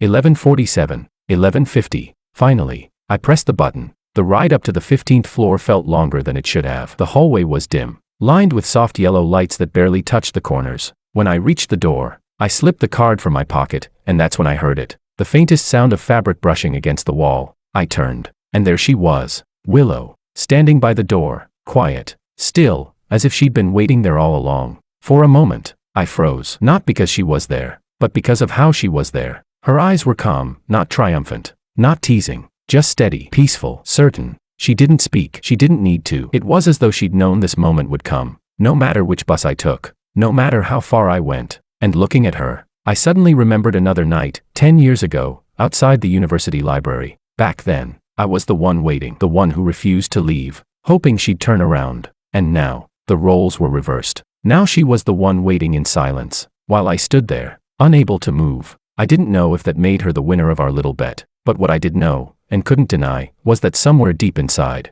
despite everything, my heart had begun to waver again.